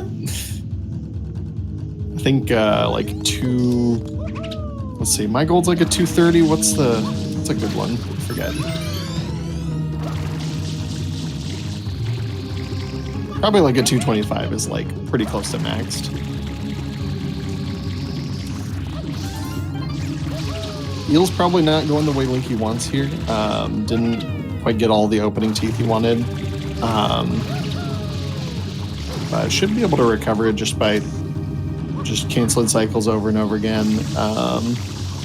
Cutscene skip will be scary if he's going for it because he's low in health. But he can pick up coins right after the fight ends. He'll have to get damaged. Nah, yeah. Getting cutscene skip off of a tooth that's almost clean is really tricky. So no danger of death. He just completes the fight there, so that's totally fine. Sure is, Papa. Come on in, Mama Peach. I think not. Also was not tracking house, which was doing in Corona there. Seemed like it was pretty normal, pretty fine. Mario, how dare you disturb my family vacation?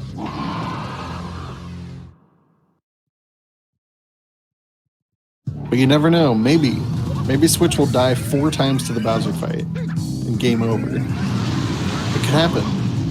It's astronomically unlikely for that to happen, but it could happen. There's a goop.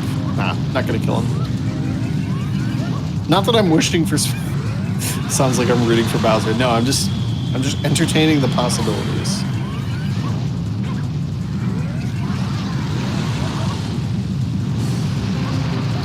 Yep, that's gonna be it. Last ground pound. And that is a 119.17.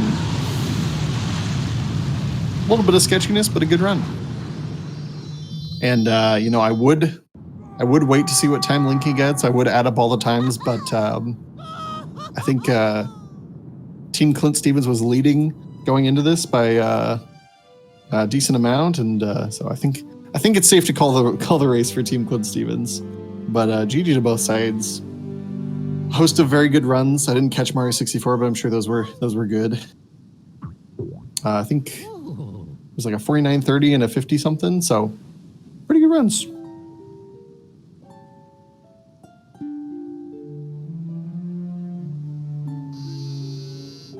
Now let's see if I can switch over to Linky's audio here. Mario. Get some more quality Sunshine audio and gameplay here as we close out this race.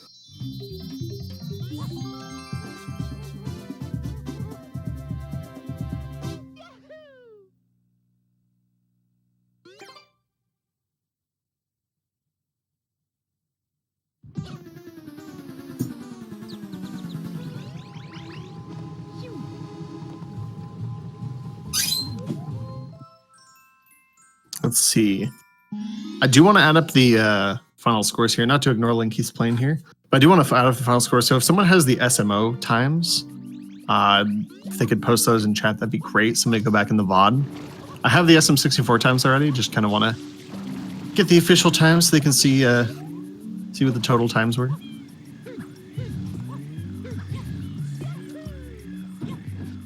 Oh, Linky getting hit there. Should be good. Good ropes. Ropes are tricky, so good ropes from both, really.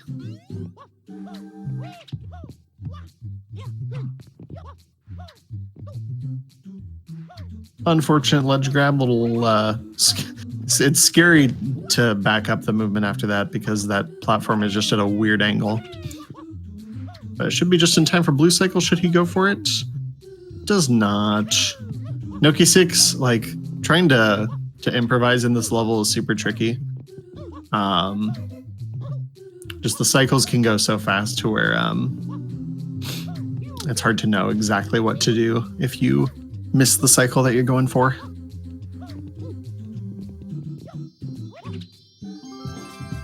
And he's in there. Good recovery, no deaths.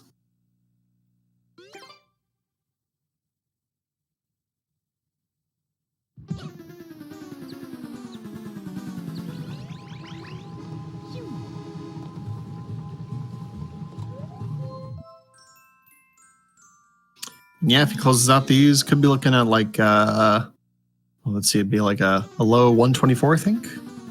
No, that'd be 3 minutes from now. So it'd be a 125? Yeah, it could be high 124, low 125. No, I cursed it. I'm sorry. Shadow Mario's being a jerk. The last point you can kill, he's on 0 HP, literally 0 HP. But you can't you can't stop him anywhere until this point, so he just runs up here.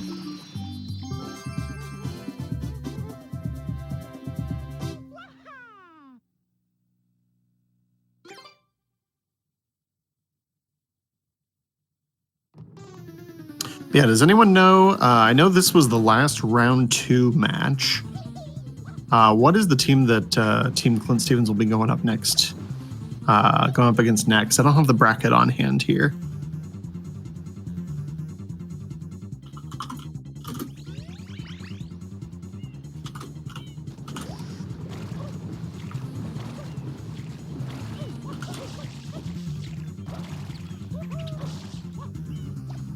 If a kind chatter would inform me. Probably find out during interviews or something later. Speaking of which, yeah, we might want to see if anybody wants to do interviews. Any runners?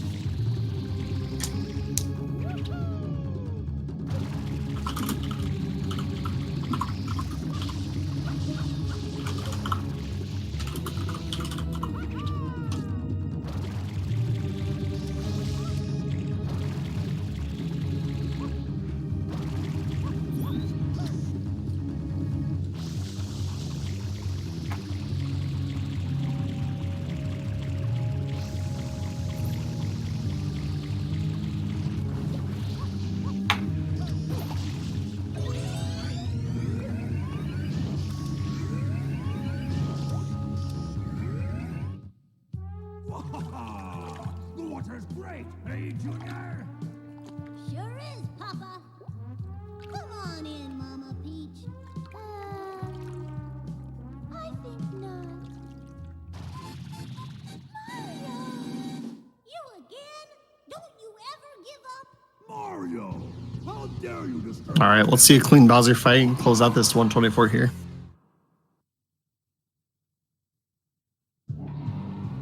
This run, I'd say, was like pretty good from Licky. Like there were like, I'm saying like a million times. EYG was really unfortunate. So like if you take that out, this is a pretty good run, I'd say. It's just the one kind of just really annoying watch on the run, but really good performance otherwise. A lot of good movement and gameplay.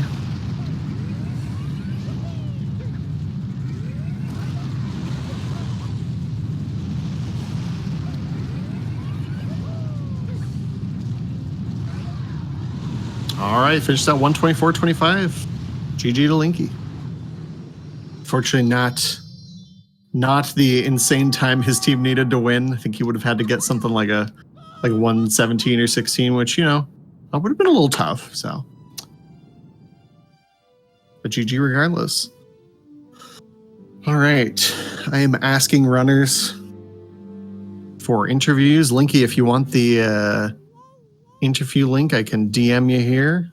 If you want to pop in Sandbox Discord, because I don't know your username, but no pressure for interviews otherwise. Hey, what's up? Welcome, Switchmaster. How's it going? I'm good. What's up? That was Congrats, GG. You did it. Yeah, that was fun. It was.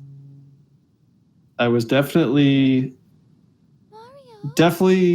had a good performance from everyone. Like Infinite and Flexu did amazing, and I just coasted at the end. Your run wasn't bad. I'd say like you take out the Rico 6 death, it wasn't bad. It wasn't a bad run. Yeah, I was actually fine with the run. Other than that, pretty much. Oh, So I won't complain too much. Pretty sick. Yeah. So who is the next? Who's next for you in the bracket? We're up against SB. So Oh, okay.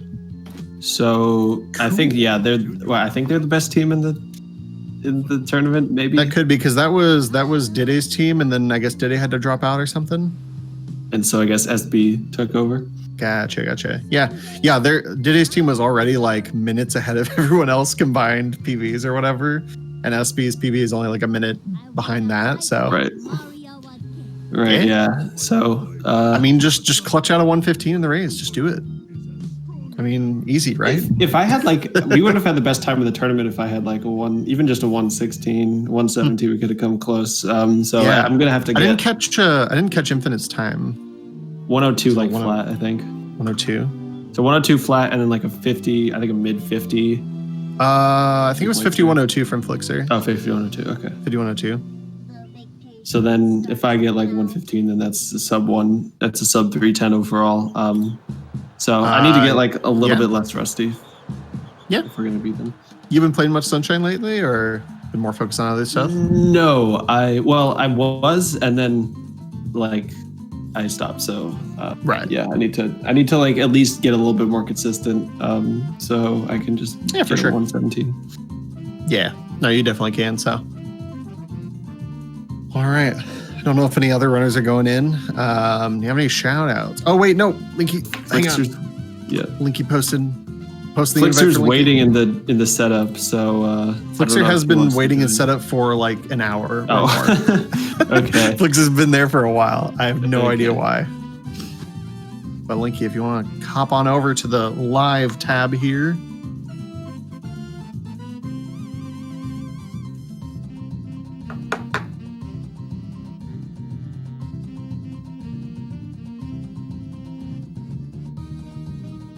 I moved him in against his will.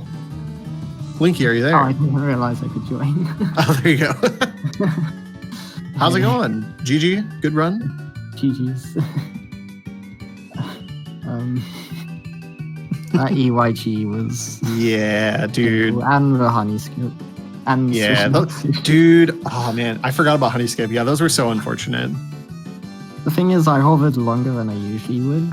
Really? For honey skip, but I was probably as far right as you could be. Yeah, you were a little farther right. Yeah, it's super weird. So I don't fault that very much at all.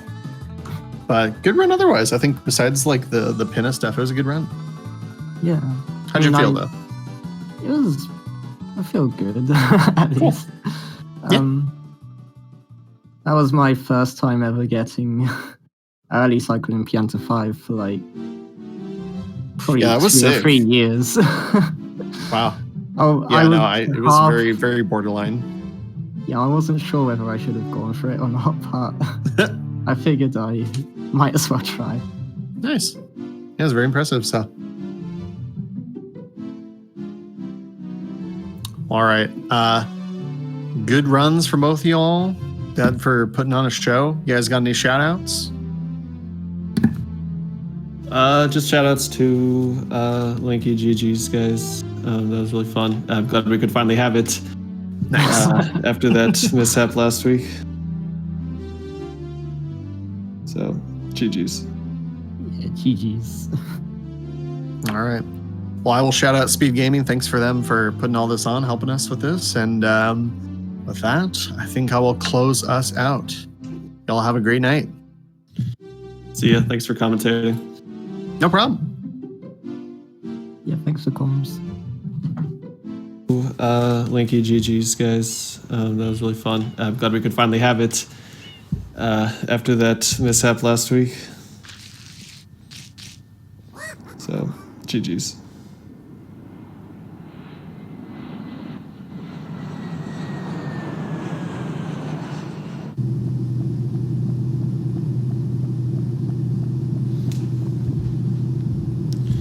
See ya. Thanks for commentating. Ooh, look at that!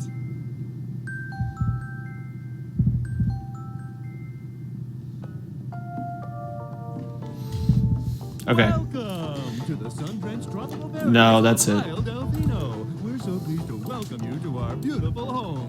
I got a bag of popcorn. Come enjoy a natural wonderland. No, I'm sorry. I'm not doing another round. I have to. I would do something, but I have to like. All this and more await you on Isle Delfino. Come relax and let us refresh your body and spirit.